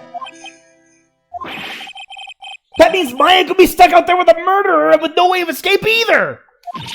Oh dear! Yes, I suppose it does! Please, Gumshoe, get that bridge up faster. I'm curious about a few things if you don't mind answering some questions. Oh? Do you need to know my measurements for your investigation or something? No. I want to know a little more about the victim, Miss Elise Dexnin. I'm afraid I don't know her waist size, or her bust size for that matter. I don't need to know that about any of you! No, I'm wondering why she came to stay in a place like this to begin with. Why would I need to know anyone's bust size for a court trial? I mean, she told us herself that she wasn't here for spiritual training. My. You make it sound like this place is some sort of dump, Mr. Wright. Mr. Gleek was here... Ah, dang, the voice. Mr. Gleek was here to soak up the natural beauty of Eagle Mountain, if you must know. There. You did it again. Sister Bikini. I noticed you always refer to Mystic's name as Mystic Elise. Oh! Yes. Now, why is that? After all, she's not here as an acolyte. We address all our visitors as Mystic. It makes their experience feel authentic. And anyway, she's older than me. You must respect your elders, you know. How do you know that? How can you say for sure that she's older than you? We don't know her age. That's a good point. Psyche locks! That's a lot of... Why are there so many secrets? Everyone has 5 in this one. Seems Miss Elise Dexnin was no ordinary visitor after all. I've had a theory for a while, and it's just a theory based on normal narrative tropes. But my theory, my hypothesis, my guess, is that Dexnin was actually Maya's mother. Because Maya made a comment that she was so young when her mother left that she can't remember her face. And Pearl was so young... actually, Pearl wasn't even born when Maya left. Or when Maya's mother left. And that would explain why Bikini keeps calling her Mystic. After all, Dexnin had some sort of weird... Well, she had no background. Nobody knew anything about her. So... that's my guess anyway. I'm guessing that it was actually their mother and now she's dead. Which is actually very, very, very sad. Why she didn't just say, "Hi, Maya, I'm your mom," is beyond me. So, I'm now kind of hoping that I'm wrong. Because that's a really sad ending. It seems Miss Elise Dexnin was no ordinary visitor after all. And there's Pearls. She was with Miss Dexnin on the evening of the murder. And now she's vanished. It's all got to be connected somehow. Pearl! Where is she? Why did Pearls have to get mixed up in this mess? Please, Mr. Wright! I know you're worried, but try to keep it together! Oh, man. My head's throbbing so bad it's killing me. Pearls. She was with Miss Dexnin on the night of the murder. Remember? Yes, but I have a temple to run, you know. I was busy preparing for the training. I didn't see the little darling even once after we'd finished eating dinner. The murder. It didn't take place right in front of her innocent eyes, did it? According to the detective, she hasn't turned up at her home either. Come on, keep calm. There's one place left where Pearls could be. She just has to be there.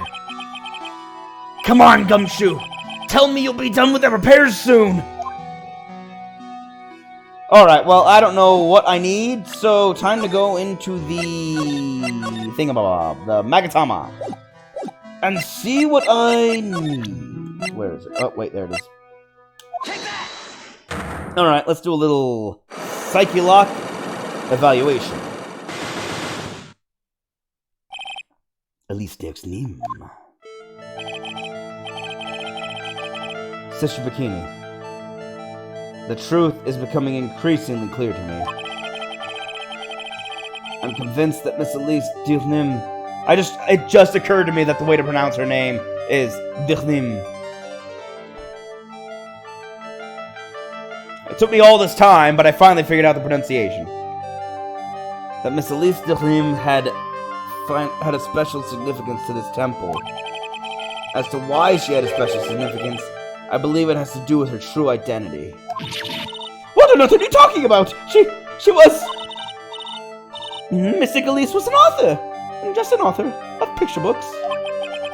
To be honest, I had my suspicions almost immediately after I met her. Suspicions? Yes, but I didn't have any evidence to support my theory, though. But now I do. This piece of evidence proves Miss Dioxnim's true identity.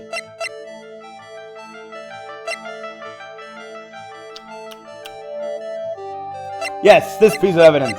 This piece of evidence. It's very clear. Yep, very clear evidence. This one thing I have is... You know, I'm just gonna throw this. Well, Sister Bikini, what do you say to that? Of course. I don't know why it didn't hit me before. Your heart, it's impure. It's riddled with wickedness and fallacies. Huh? That's why you keep coming up with these funny ideas. I recommend Mystic Elise's book, The Magic Bottle, for a man in your condition. Magic bottle? I hope it doesn't have a child-proof cap on it. Ah. She was a wonderful author and illustrator. That's all. I swear. To be honest. Okay. I'm gonna have to back out. I don't think I have what I need. I have to move. Let's go check out the courtyard, because Phoenix hasn't checked out the courtyard yet. February 9th, Hazakura Temple Courtyard. This is where Sister Bikini witnessed the incident. It's hard to imagine she was lying on the stand. So... maybe there are some clues that have yet to be found. Hey look, a stepladder. The main gate's on the other side of that stone wall. The difference in elevation is almost 10 feet. That's how steep this hillside is. It's also the height the body fell from, according to the autopsy. Is it possible that Miss Dioxnim was pushed from the top of the wall? Actually, that's a good point. She didn't have to be pushed out the window, and the window wasn't broken. And there was no glass. So clearly the window wasn't broken. So the wall is a possibility. And she wasn't stabbed underneath the Shichishito at the start. It wasn't until after Iris tried pulling the blade from her body and Bikini found her and passed out that then the body was underneath the statue. Yeah. I wish I could see a picture of the moment when she was pulling the blade again. Dang it. Come on, it's stepladder. I know it. Ah, dang it. I guess I need Maya here to be able to have that conversation. The Shichishito. It's there in Mystic Ami's right hand. But it was proven in court today that it wasn't a murder weapon. Given the design, it must have been used for some pretty gruesome things in the past. Maybe, or maybe it's actually just a symbolic blade. And was used for nothing. Hey look, there it is. The staff. Miss Dioxnim's staff. I definitely remember there being a crystal sphere attached to the staff. I guess Larry eventually found the sphere near the foot of the dusky bridge, but what was it doing all the way out there? There are a few of these stone lanterns scattered around in this courtyard. Without the city glare to compete with, I imagine they would seem a lot brighter. I guess Sister Bikini must light them now, since Iris can't be here. Most likely. Most likely. We get quite a bit of snow up here on the Eagle Mountain. Around here, skis aren't just for fun. They're tools for getting around. But the sled, now that's gotta be for Bikini's own personal entertainment. Ha. Most likely. Anything else? I mean, no one else is out here, so... No. Oh, looks like I've explored every... Wait, what's this? What the... Oh. Let's just rock. Okay, I'm going off to talk to Larry. Never mind! Who is this? I'm gonna guess Gumshoe. Hey!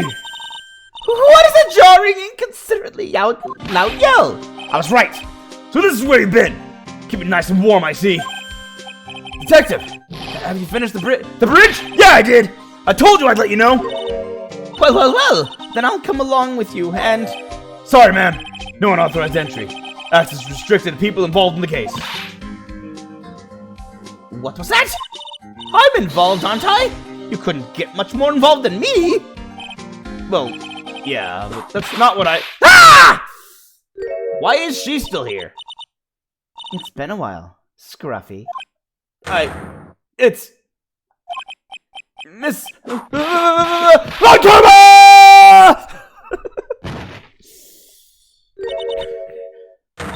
Sister, please leave the investigation to me. My. Well, you certainly seem to have everything under control. I am on your side. I won't do anything you don't want me to do. As you work to pin the guilt on Iris. What are you daydreaming about, Phoenix, Wright? Ow! That hurts, you know! Silence! There! That was the wrong voice. Silence! I, Francisca Von Karma, will personally guide you through your investigation. You will follow me. She's not seriously going to follow me around, is she? I forgot to examine this room. There's a laughably large Megatama on the altar. If I can see Cyclops with the tiny Megatama I've got, I can only imagine what kind of power this bad boy has under his hood. It's an altar. It looks a bit old, but someone does a good job taking care of it. Speaking of altars, I remember seeing one like this in Kurain Village last year. I guess they really do have something to do with spiritual power after all. I bet the writing on these are all the same things, nothing new! Ah! Really puts out a lot of heat. Think about how happy we were sitting here eating pot roast and gravy.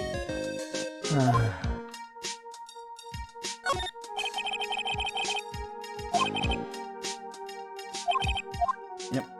Okay. All of it's the same, unchanged. Moving on. Where am I going? Suspension bridge. Hey! Weirdly, it looks a lot more stable.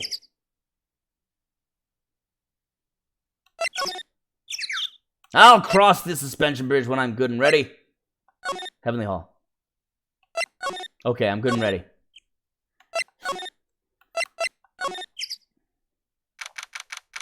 February 9th, Inner Temple Gate.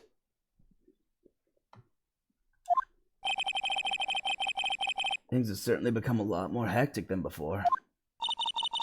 They must have commenced with the investigation. Oh! Wait. Oh, who says Mr. Nick?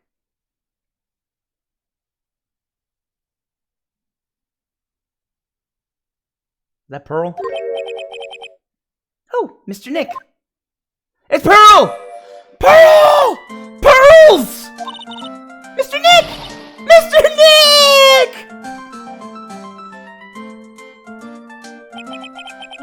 So you were here ever since that night. I was so lonely. Thought I was going to die. When I woke up in the morning and saw the Dusky Bridge was gone, I realized I was all alone. She was all alone? Okay, there's something that's been bugging me as well, and it's about Larry's drawing. Think about where he was. In order to have drawn this, Larry was here and saw the bridge from this perspective. If you flip it all around, you realize that the way she's looking and angled, she was flying to the inner temple, not to Hazakura Temple. Hazakura Temple's this side, the inner temple's this side. She was flying this way. Ah, this is probably really sad. She was forcibly possessed by a spirit who posed as Iris, I think. That's all I can think of. That's gotta be it. Poor Pearls! She was used! It must have been very, very trying for you, little girl. I am Francisco Von Karma, the prodigy. There's no need to worry now that I'm here. You're the prosecutor who was so mean to Mystic Maya last year. Well, I don't like you. You're nothing but a little girl without your whip. I'd like to see how she handles a little girl telling her off. I don't think she has the courage to whip a little child. Mr. Maya didn't do anything wrong, but you were so mean! I'll never forgive you! It's like Pearl's words are getting under her skin. Go, Pearls! Ow! Why are you whipping me? I didn't even say anything! You didn't have to. The smile on your lips gave you away. Anyway, Pearls? Weren't you with Maya? I'm sorry. It's all my fault! Huh? What are you talking about, Pearls? Mystic Maya! And she runs off again. Stop running off! Hey, wait! Pearls! She just ran off. Ow! Why'd you whip me? That was cruel, Phoenix Wright. To make a little girl cry like that is inexcusable. I think she made herself cry. What was all that about? Pearl's acting like that. It's giving me the creeps. I guess I better take another look around since I finally got a chance. Especially since something about this place seems different from 2 days ago. It does? Wait. It does? It's been a while. For me, exactly a week. So I'm going to just take a guess that this was used recently. Because I remember saying that this hadn't been used recently. It was all covered in rust and snow.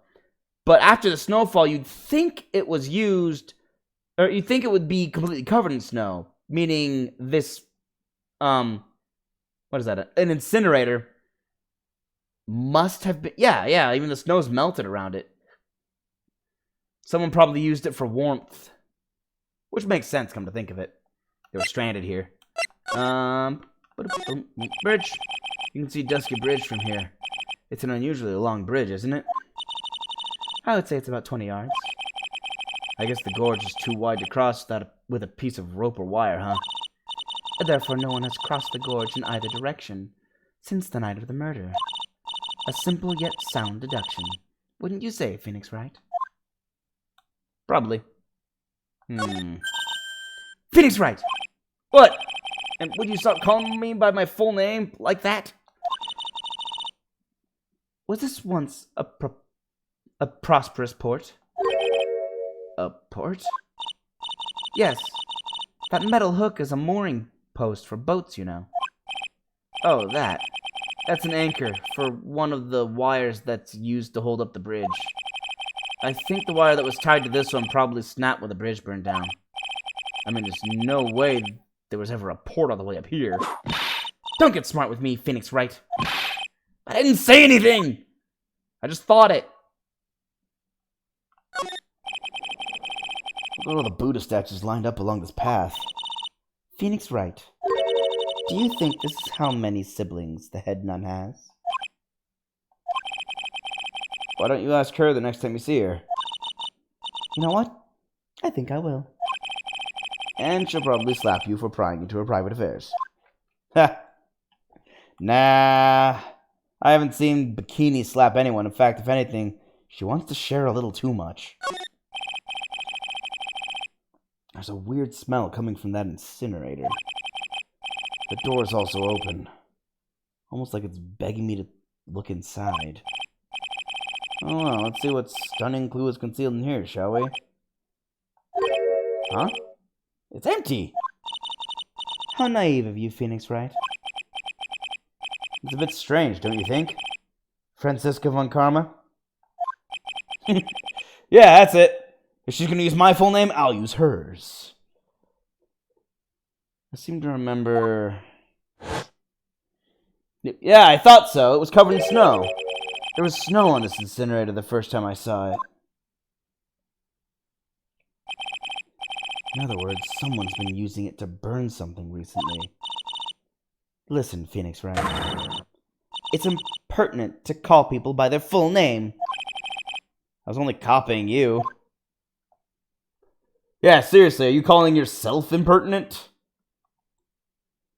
You said that with a smile. It's like you knew what you were saying. This must be the door that leads to the inner temple. When Maya Fey was training on the night of the murder. Yes, there's a solitary room there called the training hall. You could do with some training yourself, Phoenix Wright. Yo! You're completely out of shape. I don't know how much more of this woman I can take. Boop. Sign says Inner Temple. I don't know how you're reading it, but it's incomprehensible to me. Actually, I can't read it either. Feigning comprehension isn't a very good habit to have, Phoenix Wright. She looks really happy to have finally caught me on something.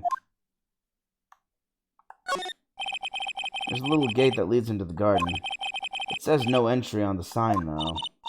Come now, Phoenix Wright. What are you doing? Let's go in. It's half open anyway.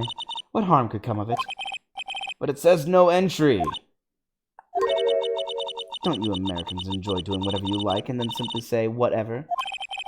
That's got nothing to do with anything. Who told you that? I kind of wonder what this actually says in Japanese. Like, does she say, don't you Japanese like doing whatever you like and then saying whatever? I wonder. Because this game came out years ago, so I wonder how it was localized back then. I don't have anything else to look at. Alright, let's ask her questions. No, I can't ask her questions. Let's move on. Wow. The door is sealed by a psyche lock. What the? What happened to me? What happened to the drawing? What happened in here? February 9th, Inner Temple, Training Hall. What's wrong? Why are you so quiet? Maya. She was supposed to be in her training. Yet it appears she's nowhere to be seen. Which is really weird because it's locked. What's that? That strange lock. It wasn't here 2 days ago. This whole room is really giving off some strange vibes. Alright, let's start with here. It's an antique dresser. Don't you dare open it, Phoenix Wright. Now I know how Maya feels when I tell her not to touch things. What a pity. It's full of old clothes for the acolytes. I thought we weren't opening it. I'm from the prosecutor's office. I can do anything. I don't think that's how that works. Yeah, you can do anything, except stand up to a 9-year-old girl. Ha! You tell her, Phoenix Wright. Well, you think You think that retort, Phoenix Wright. What's up with this? What do you think this yellowish poster is, Phoenix Wright? It's a scroll, not a poster. It's a picture of a woman who's actually... a woman? I don't see any woman here. There's a different atmosphere in this room since the last time I was here. No, it's not a different atmosphere, it's a different smell. It's gravy! What's the matter? This scroll has been completely covered in gravy! Ah, yes, there is a very appetizing smell in the air. But gravy is a type of sauce. So when you run out of paint, you Americans use gravy as a substitute, I see. No! No one does that! For starters, it stinks. This must be the gravy that we had with the roast on the night of the incident. But why would anyone do this? Why this scroll? Mr. Vay's image is obscured by gravy. Hanging scroll updated. Touch to see before and after view under the check-in. Oh! Oh, wait, wrong button. Oh, sweet. Before, after. Before, after. Before. I'm taking a look at her face. Uh-huh.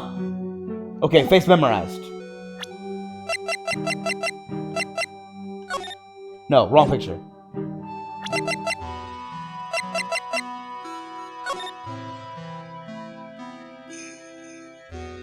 Maybe, but honestly, it's hard to tell.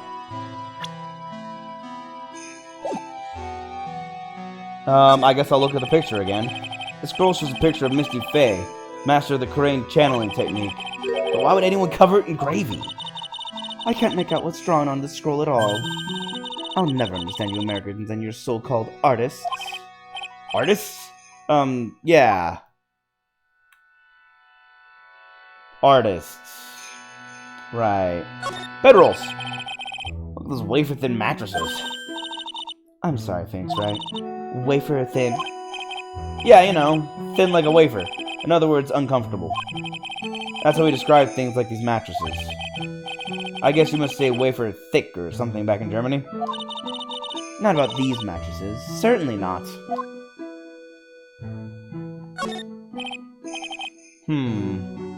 The store. When I was here 2 days ago, that weird lock wasn't on it.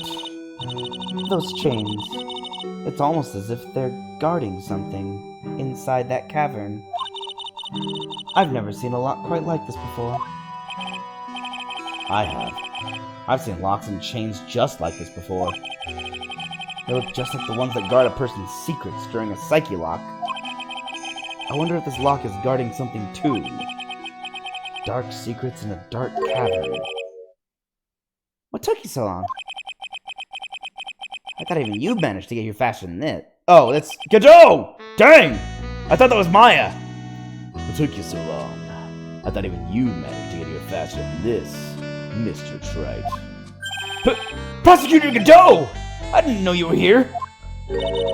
Prosecutor? How come you didn't show up at the trial today? How come you didn't show up at the trial today? Huh. I could ask you the exact same question. Huh? I had a cold, so I had something slightly more important than a common cold to deal with. The importance of which is something you have no hope of ever understanding. Enough. I believe I have the measure of you. You are the very worst kind of prosecutor. What could be more important than a trial? Who's the wild mare, Wright? This is Miss Von Karma. She was the acting prosecutor in your absence today. Huh. Well, I guess I owe you one then. But you can go now, Princess. It's time for the big boys to take the reins. Just who do you think you are? This is my case. This case is my... Hey, Philip. Know your role and shut your mouth. I can't stand women like you. I'm only going to say this once, Lady Von Wittenberg. Go home. Phoenix Wright! What are you hitting me for? You deserve more cracks of the whip than that, Try. What?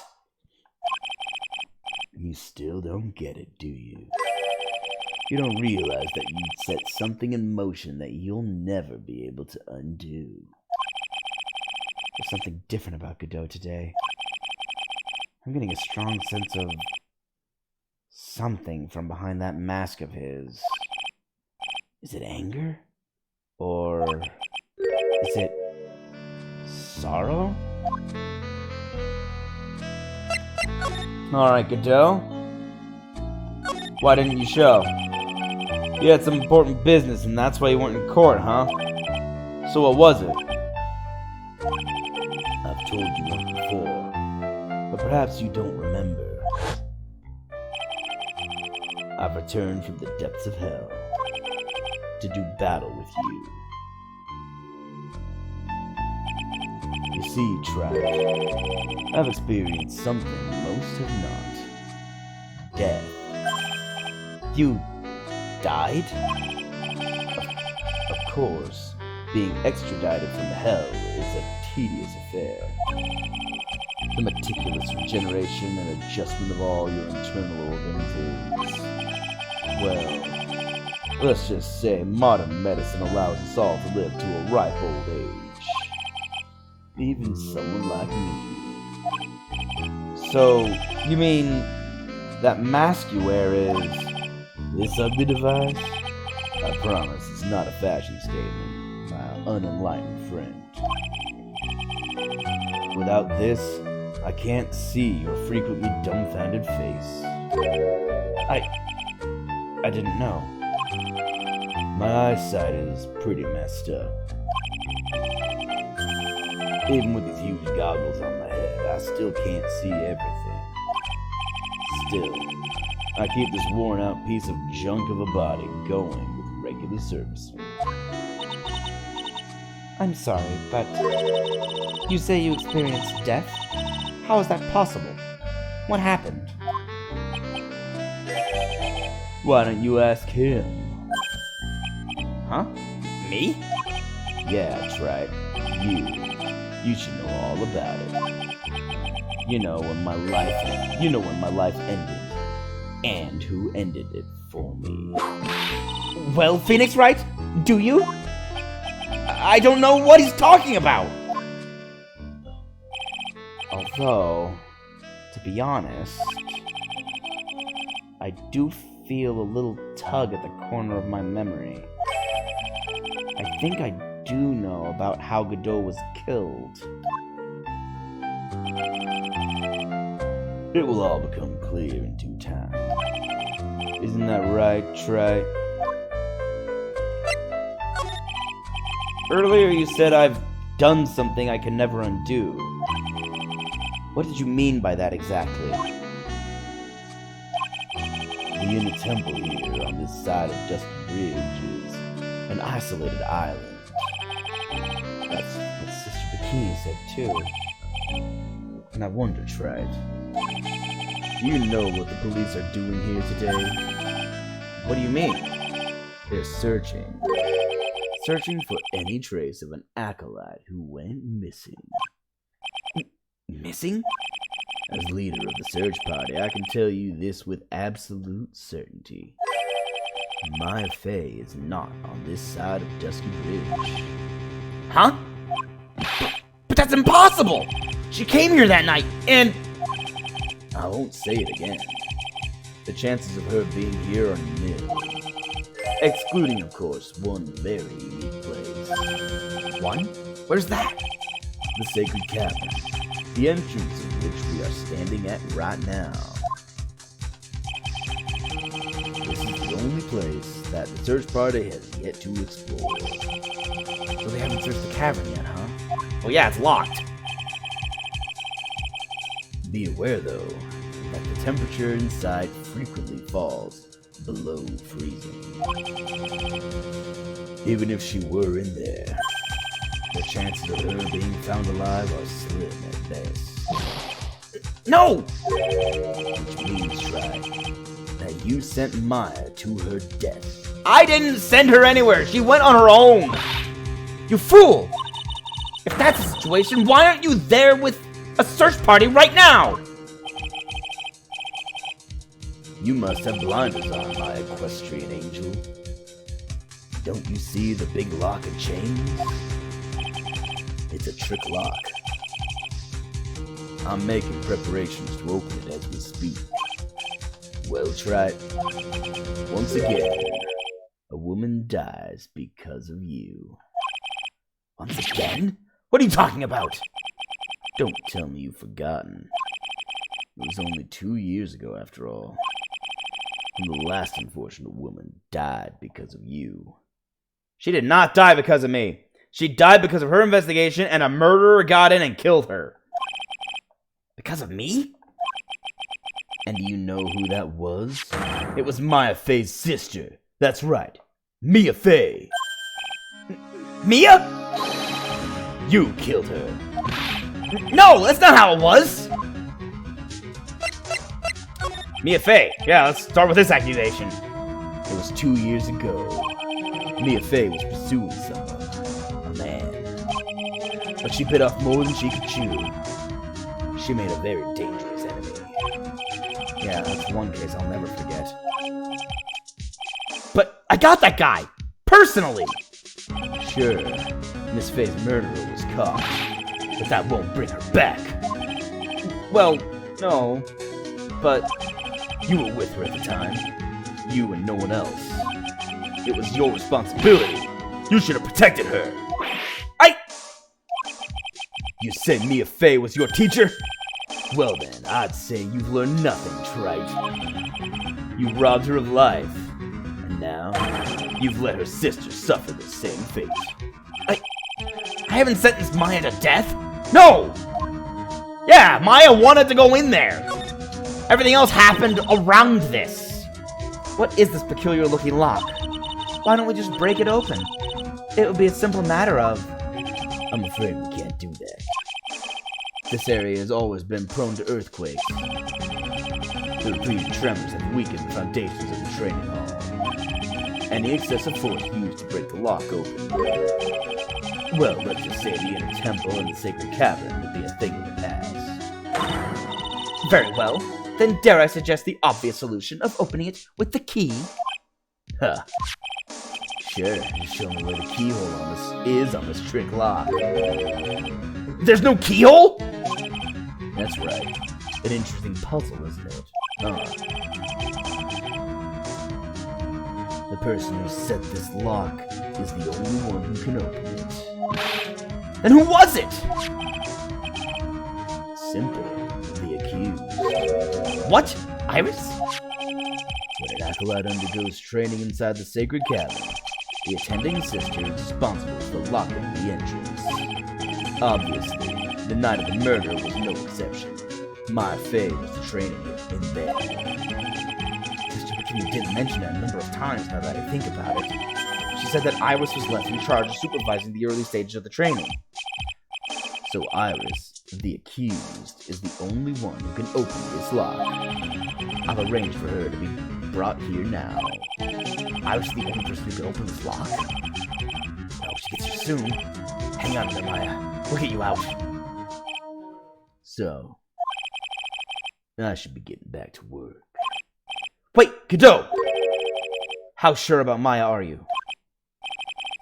There's no doubt in my mind. She's in the sacred cavern somewhere. It's the only place she could be. You better start praying. You better pray that friend of yours brings the accused back here soon. Edgeworth? Listen up, Wright. There's only one thing I want to say to you before I go. I'll never accept you. Never.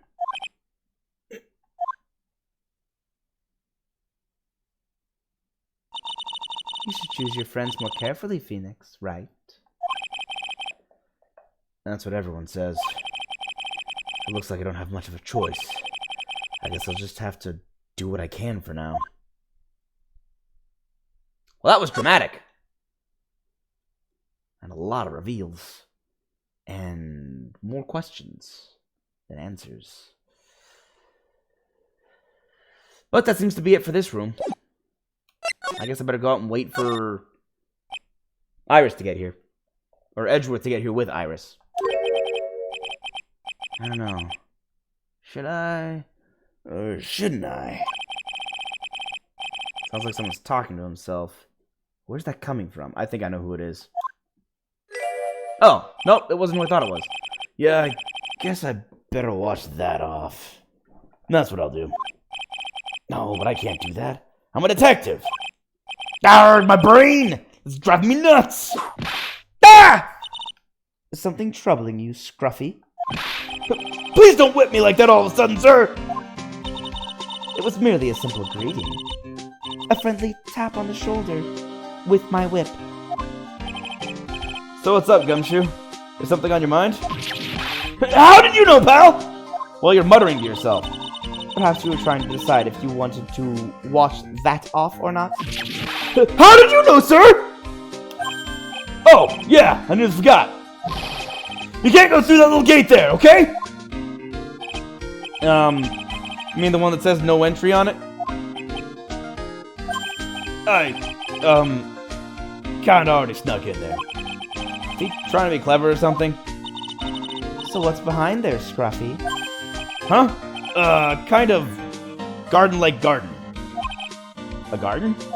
Yeah. Anyway, it's under investigation right now, so keep out. I'm not telling you, I'm asking you, pal. You got me? Isn't it normally the other way around? Actually, okay, he's not telling me, he's asking, so it's very courteous of him. Thanks, man.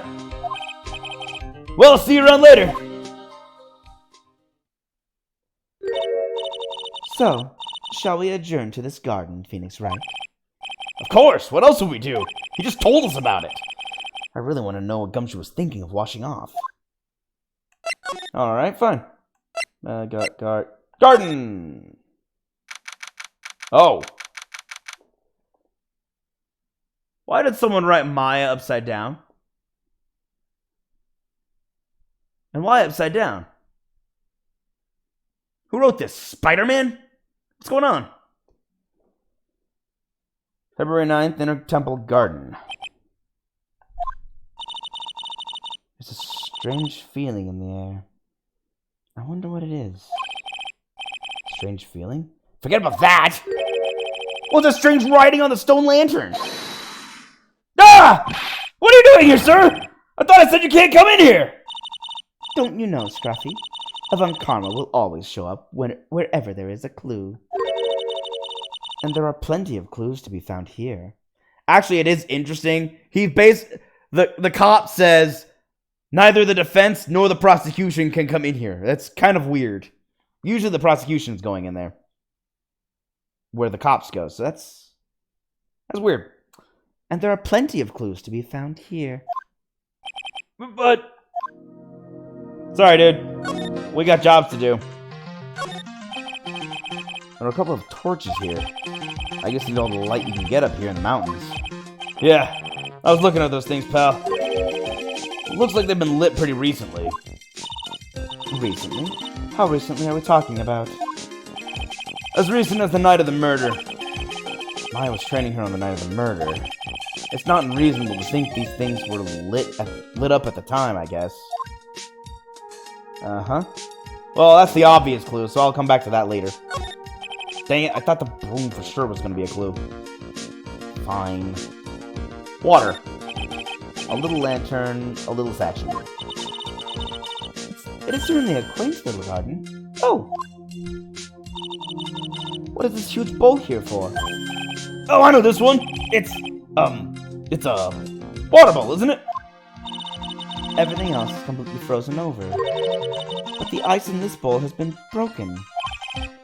That's true. I wonder if there's any impact on the case. Well, I doused my face earlier with the water in this. I was getting kind of sleepy. Guard! Next time you're sleepy, you need to only come to me. Got it? You're not very... That's not... It's not a very enticing proposition. I'm sleepy. Let me go to Miss Von Karma so she can whip me awake. There's a charm or something poking out from the snow. It looks pretty old. There's a leather cord tied to it, too. Apparently it belonged to the victim. To Miss Elise Dunim? Yeah, there was a broken leather cord around the lady's neck. The ends of the cords found on both the victim and on this charm match exactly. Sounds to me like this little trinket is going to be my ticket to getting some very big answers. Worn by Elise Dunim, found in the garden of the inner temple. Oh, only one thing left to look at. What the heck is that? Uh-oh. You spotted it, huh, pal? Are you kidding me? It couldn't be more obvious! It says... Maya. Yeah, and before you ask, it's written in blood. You will answer all our questions now, Scruffy, without exception. Yes, sir! Well, okay, we got that. Now let's, ask poor Detective Gumshoe. Investigation. So how's the Inner Temple investigation going? We have the best forensic team in the world working the place. Forensic team? And what was the outcome of this scientific study? Nothing! Scientific speaking, the place is as clean as a whistle. Well, that was a waste of time. And resources. That's simply not good enough, Scruffy. Do you think I'll let you get away with that? Uh-oh. Well, there were a couple of things that bothered me when I first got here, sir. That stone lantern in the surrounding area... That's not Gumshoe. That stone lantern and the surrounding area that's not covered in snow, correct? Yeah. They look kind of fishy to me. You know, scientifically speaking. So I got the lab boys to look them over. The results were... kind of hard to say, actually. I guess I better look into them myself. What about Maya? Oh, did Mr. Godot tell you yet? Yes, we heard. He's got a search party out looking for her. But there's nowhere else she could have disappeared to on this side of Dusky Bridge. All we can do is wait for Mr. Edgeworth to get here, pal. Edgeworth? He's escorting Iris, the defendant, over here. We'll have to wait, since she is the only one who can open the door to the sacred cavern. Oh, I think Mr. Edgeworth wants to talk to you about something too, pal. Huh? I wonder what it is. Just don't be expecting any good news when you talk to him. When I spoke to him, Mr. Edgeworth sounded so down. I felt like I was drowning. Sounds pleasant. Maya. So these letters are written in blood? Yeah. What's worse is it's the victim's blood. Huh? This is Miss Dunim. Yeah. This is Miss Dunim's blood? We haven't done a detailed analysis yet, but it's looking that way, pal. Most interesting. Phoenix Wright. I presume you know, don't you? Why Maya's name is written upside down? I have only a couple guesses, so I wouldn't say I know. You know what? That was really bothering me too. But I just came up with the answer. The result of my own special gumshoe investigation. Really? Do tell. Well, on the night of the murder, that stone lantern was upside down!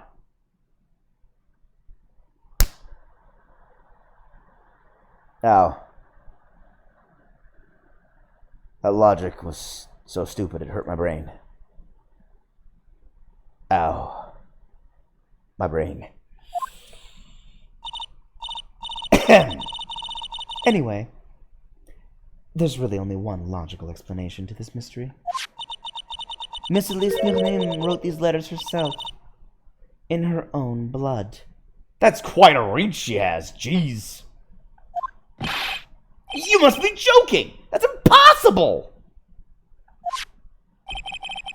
From the writing of the victim's blood and the other clues left behind, it seems pretty likely that this garden was the scene of Miss Elise Dilnim's murder. At least that's our current theory on how the events took place, pal. What? So Miss Dilnim was killed here? However you want to look at it, that's what people are saying now. Then what Sister Bikini saw in the courtyard at the main temple was...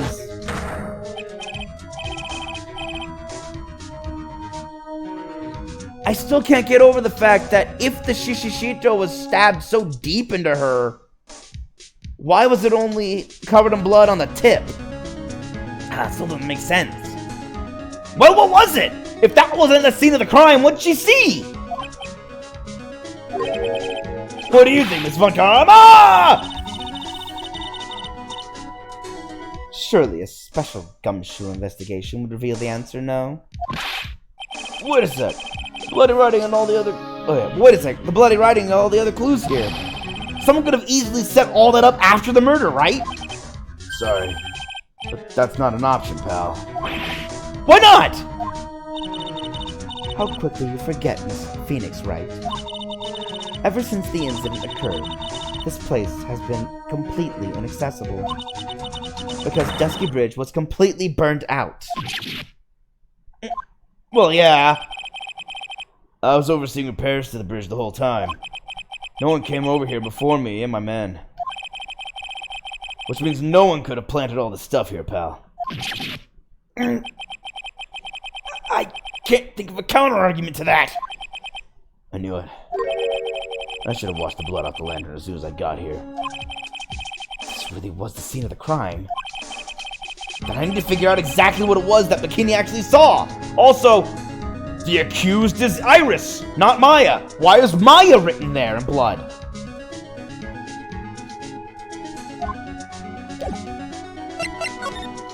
Look at how high that is! If she was lying on the ground, how'd she reach up to draw Maya? If she was leaning over that, how'd she have time to write Maya as she was being attacked?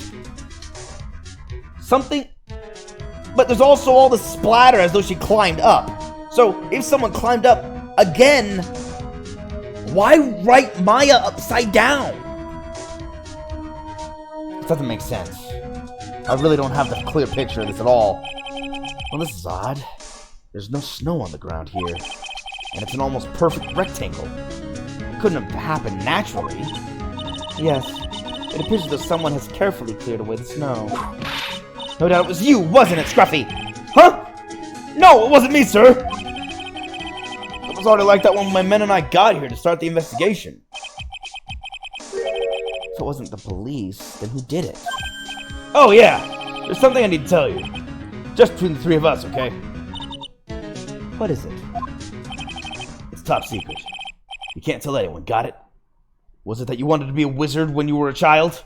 Because that's the last top secret thing you told me. Understood. Oh my gosh, it is about his childhood. Well, when I was a kid, I got knocked out of the local wrestling contest, see? I was so disappointed. I just picked up my mouth guard and cried all the way home. Man, I got in so much trouble when I left it on the couch. What does it have to do with anything? Why are you telling us this?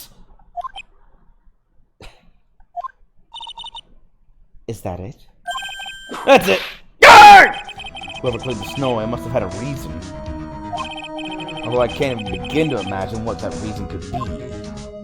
Also, why did he bother telling us that story? What was the point of that? Talk about a waste of time. And brain cells. My brain cells have been burned. Slightly damaged as a result. Nothing new. What's up with this? Do you know anything about the scroll detective? Well, I know it smells great. Yeah, this is just the kind of weather for some steaming mashed potatoes and gravy. I really love that stuff. I eat it so much that Have you nothing else to say about this than your inane ramblings about gravy? not really. Let's leave it at that, okay? Well, here I thought I actually was onto something. Instead, he just talked about gravy.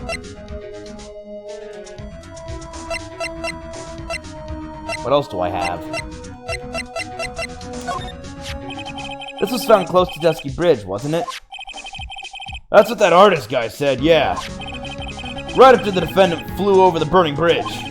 According to his testimony, she dropped it when she landed on the other side. But this crystal didn't belong to Iris. The crystal had dropped out of Miss Elise Union's staff. And there are traces of blood on it, too. The real question is, what was it doing near the foot of Dusky Bridge? What's this? That thing must have been worn by the victim. There's no other way of looking at it. You mean because of the matching leather cord found around the victim's neck? Yeah. I bet it was one of those things she always wore.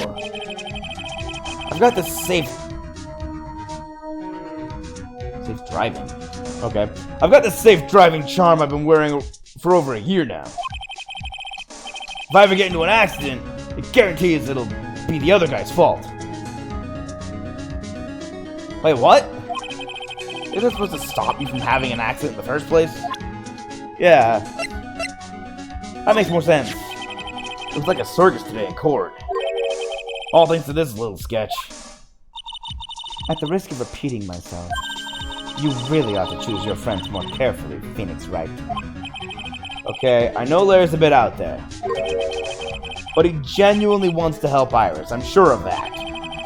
He wouldn't have procured this for no good reason. You're nothing more than a marshmallow on the inside, the both of you. What? Warm, gooey, and delicious?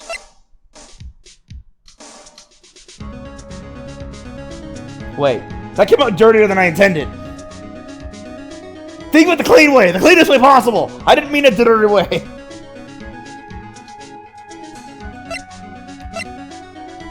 The courtyard where Elise Duhlim was murdered. Well, now it's not the courtyard where she was murdered. It's the courtyard where she was found. I don't have anything new.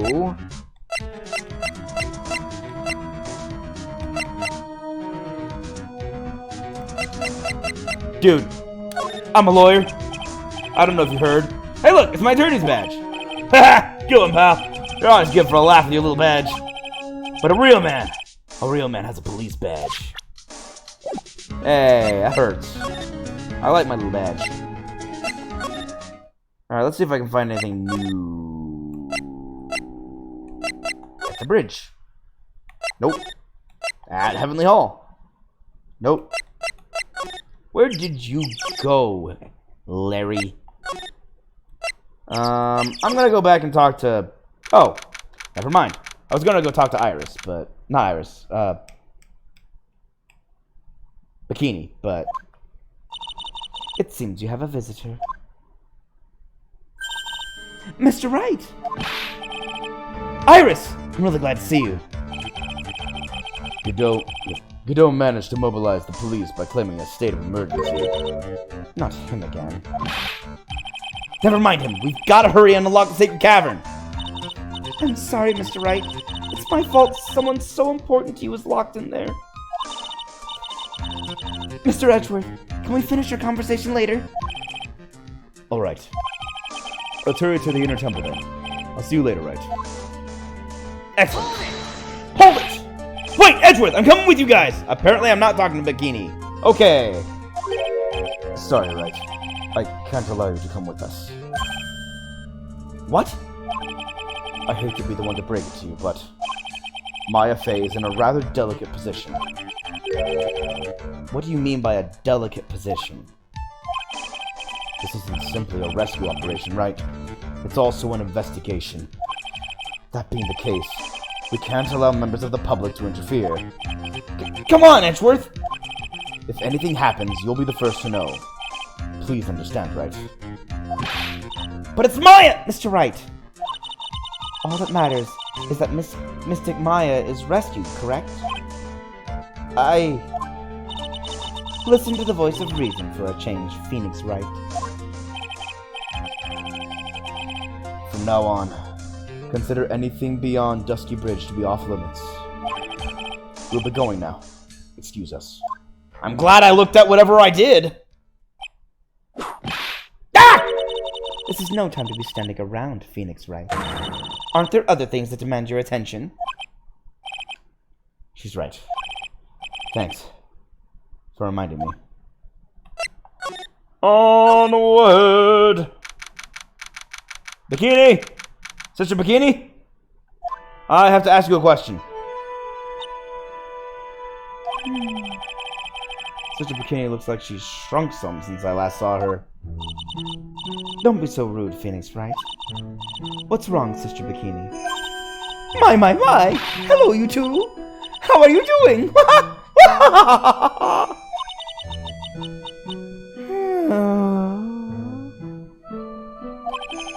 From the sound of that sigh, I guess she's still pretty down. Iris was just here, you know. She was accompanied by that handsome crimson-clad prince. Is she talking about Edgeworth? It was just a courtesy call. I wasn't allowed to talk with her at all. Oh dear. It's all my fault that this has happened. Poor Iris. She was worried about my back. Would you believe? What have I done to her? Only what you had to do, sister. You bravely and truthfully testified about what you saw. There's no shame in that. And we'll see to it that your testimony wasn't made in vain. Well, I don't hear anyone else saying that! Mr. Blue Suits doesn't seem to share your opinion, I see. Huh? Me? Oh, yes! You did great, Sister Bikini. I wasn't there, but I read it. Absolutely spectacular! You two are the only ones who said that to me! I can't shake the feeling that I just became a shill to a shrew. Do you have a problem, Phoenix Wright? Sure, she was brave to testify so truthfully like that, but I know she's still hiding something. I guess it's time to break those psyche locks of hers.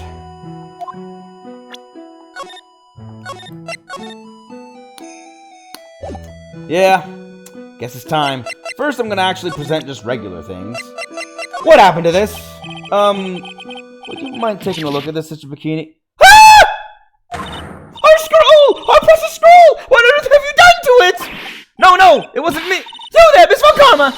Time to take out that whip of yours and teach him a lesson. With pleasure, sister. You were there when I found it. Bad boy. You need to be taught a lesson, Phoenix Wright. Ah! Someone, anyone, help.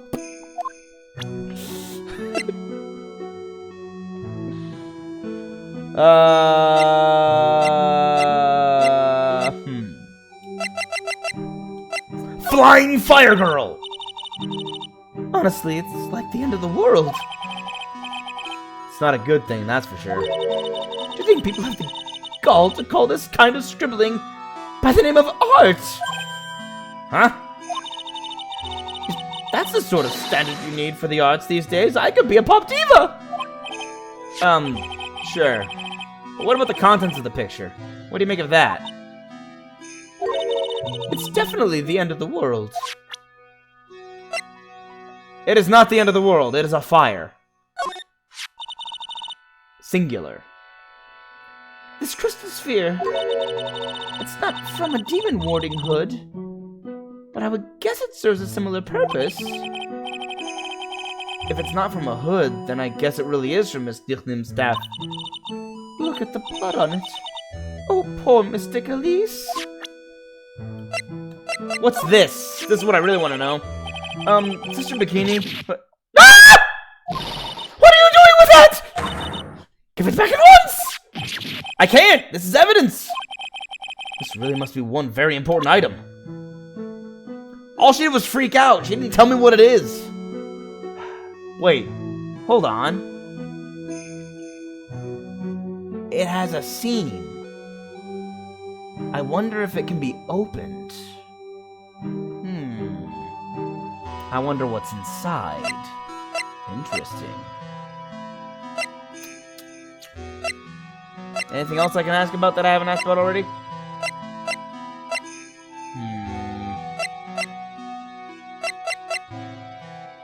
I'm an attorney! Never mind. Let me see. We strive to make... Okay, this is where she goes, an immaterial girl. Oh, but because I don't have the... who was here with me last time who mentioned the... It was Gumshoe, I think, who mentioned the immaterial world thing. I guess we should make an exception for fine dining. That was weird. That's a weird thing to say at the end of her saying I'm an immaterial girl. Okay, let's try this. Wait, no. Let's... Wait.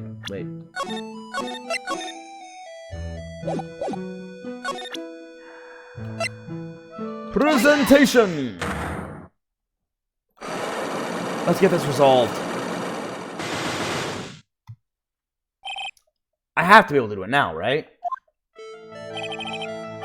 Sister Bikini, the truth is becoming increasingly clear to me.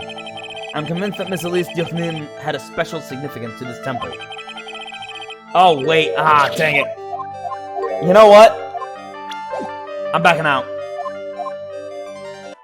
A thought occurred to me. There is someone who would know more about her. I'm gonna wander around and see if I can run into Larry. Wait, no, not that button. This button.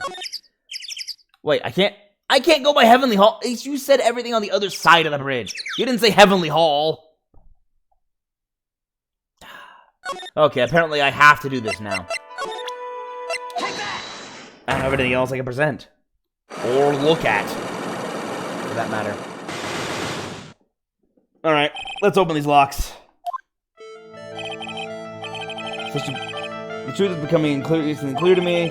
I'm convinced that Miss Elise Dioknim had a special significance in this temple. As to why she had a special significance, I believe it has to do with her true identity. What on earth are you talking about? She was... Miss Elise was an author. Just an author of picture books. To be honest, I had my suspicions almost immediately after I met her. Suspicions? Yes. But I didn't have any evidence to support my theory, though. But now I do. This piece of evidence proves Miss Dioknim's true identity. This thing you wanted so badly. Miss Dioknim had this charm with her at all times. Ah! Where did you... This isn't some cheap good luck charm either. Then... What do you think it is, Mr. Wright? What could a talisman like that possibly mean? It's a talisman, is it? Interesting. Oops! Then this thing speaks volumes about who Miss Dioknim really was. This talisman and one other item unequivocally prove Miss Dioknim's true identity. Ah, crud. Dang it. What am I doing? The piece of evidence I need to show Bikini is obvious. It's just a plain old good luck charm. So please just give it back. Oh no, I don't think so. This thing speaks volumes about who Miss Dioknim is. Found one other item. Okay, so it wasn't the orb or the sphere.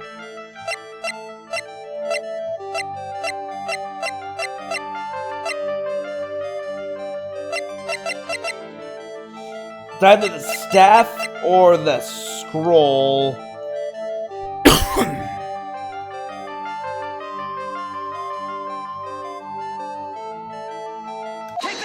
The scroll. There we go. The painting's obscured by this gravy stain at the moment. But this scroll shows the master of the Kurain channeling technique. The crest at the top is a sign of that honorable title. The very same crest that adorns the talisman the victim carried with her. Ah! This crest is reserved for the master of Kurain. Who told you that nonsense? I've got no idea what you're talking about! The new master, Maya Fey, told me. Oh. What? You mean that acolyte It's Misty Face! Daughter? Yes. Are you sure? Yes. In fact, since her eldest daughter passed away, Maya is Misty Faye's sole successor. Mystic Misty! Whoa! I shattered them all. Nice. Whew, I got my willpower back. That feels good. Elise Dirnim. Mystic Elise graced us with her presence about a week ago. When she showed me the talisman with the mark on it, well, I nearly fainted. No one had seen her since she disappeared 17 years ago, after all. What is the significance of this talisman, sister? The Kurain talisman? It's the symbol of the Master of Kurain. The bearer must carry it with them always until their death. Until their death? So Elise Dirnim was really Maya's mother, huh? She was Misty Faye, the master of the Kurain channeling technique. The truth comes out at last. It looks like we're making some headway here. Tell me, sister. After 17 years, why did she choose to show herself now? Because something happened that called her out of hiding. What happened? Well... Earthquake! Ah! What's happening? It can't be. Earthquake! Ah! Oh my goodness! The inner temple! This kind of tremor might... The inner temple? The sacred cavern in the training hall! It might very well cave in! What? Maya!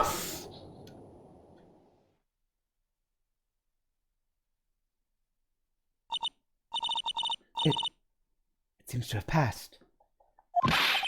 Oh, we can't just stand here and do nothing! Let's go! My voice. Ah, dang. Going hoarse. Water. Okay. What? Where? To the inner temple, of course! Where else? Sister Bikini, we'll finish this later, alright? Of course. You run along now. People may have been hurt. I must get some first aid kits ready. Yes. Good call. Come on then, Phoenix Wright. They won't bar you from entering as long as I'm with you. Thank you. At that moment, I had the worst feeling in my gut. We just had an earthquake. I wonder if he's alright. You look worried. Are you thinking about Miles Edgeworth? Come on, let's go. She grew up with him. She knows about it. She probably knows about his fear of earthquakes as well. We've got to hurry to the inner temple and... Right! Ah! What are you doing? What are you doing here? How could I have? How do you expect us to understand if you don't speak up? Ow! Hey, why am I the one getting whipped? She's gone. No! The defendant, Iris, she's gone. Gone where? She fled. She escaped. What?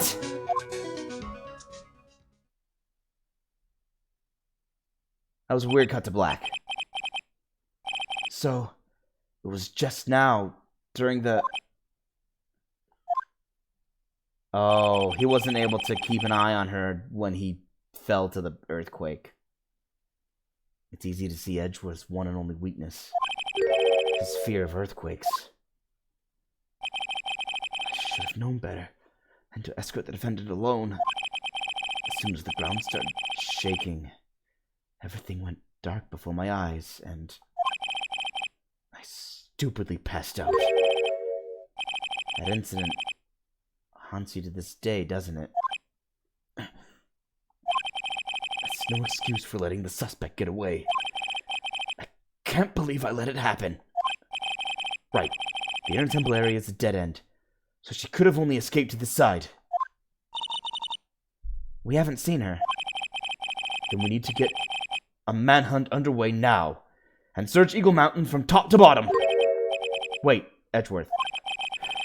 Have you thoroughly checked the inner temple yet? Don't be ridiculous! Why would I? The inner temple is like an island. There's no way to escape it but to cross... No, that's not it. Iris isn't the type of person to run away, Edgeworth. Who are you talking about? Sister Bikini mentioned something when we were with her. She said that the sacred cavern might have caved in because of the earthquake. Then you think Iris might have gone to the inner temple to check on the situation? Listen, Edgeworth. I'm sure she's at the inner temple. A manhunt's not necessary. Right. Let's not waste any more time. We need to get to the training hall's sacred cavern now!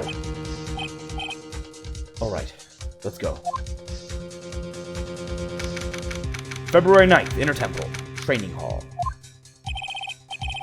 Fortunately, the sacred cavern hadn't caved in. But what we found was something none of us could have ever expected. Psyche locks? More? No!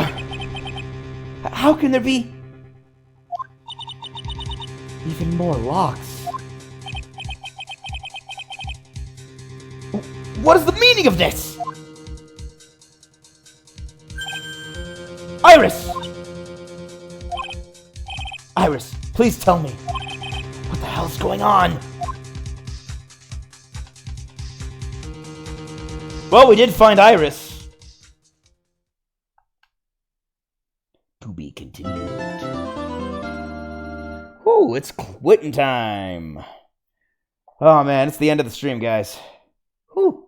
And I need it. My voice is just wrecked. This has been exciting. All the excitement has had many excited voices. This one. Oh, man. But that's it for the first part of the investigation. Tomorrow we'll conclude the investigation of this second day. And hopefully get right back into the trial. Man, this has been one stressful day. So much happening, so much going on. But it's been fun. Oh, man. Dang, but these voices. I think my next stream after I finish Phoenix Wright trilogy, the Ace Attorney trilogy, will be one that involves less strenuous voices.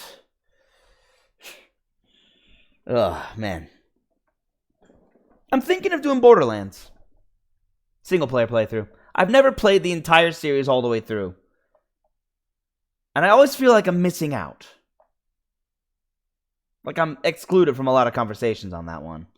So I'm thinking I'm going to play that game next. Alright, let's see. Saved. Until then, we're going to finish up this series.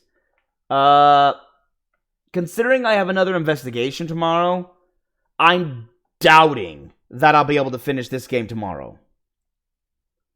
So it's looking like this game will be finished next week. Looking like. I can't be certain. I have no idea how long this is, and the last episodes of these games are usually really long. And have many parts to them, so I have to assume that this will be a long one. Which is fine. I'm enjoying it. I'm having fun. We can certainly wait a little while for Borderlands. Until then, I hope you all have a great Saturday evening. And I hope to see you all tomorrow for more Phoenix Wright, Ace Attorney. Peace out, all. Bye.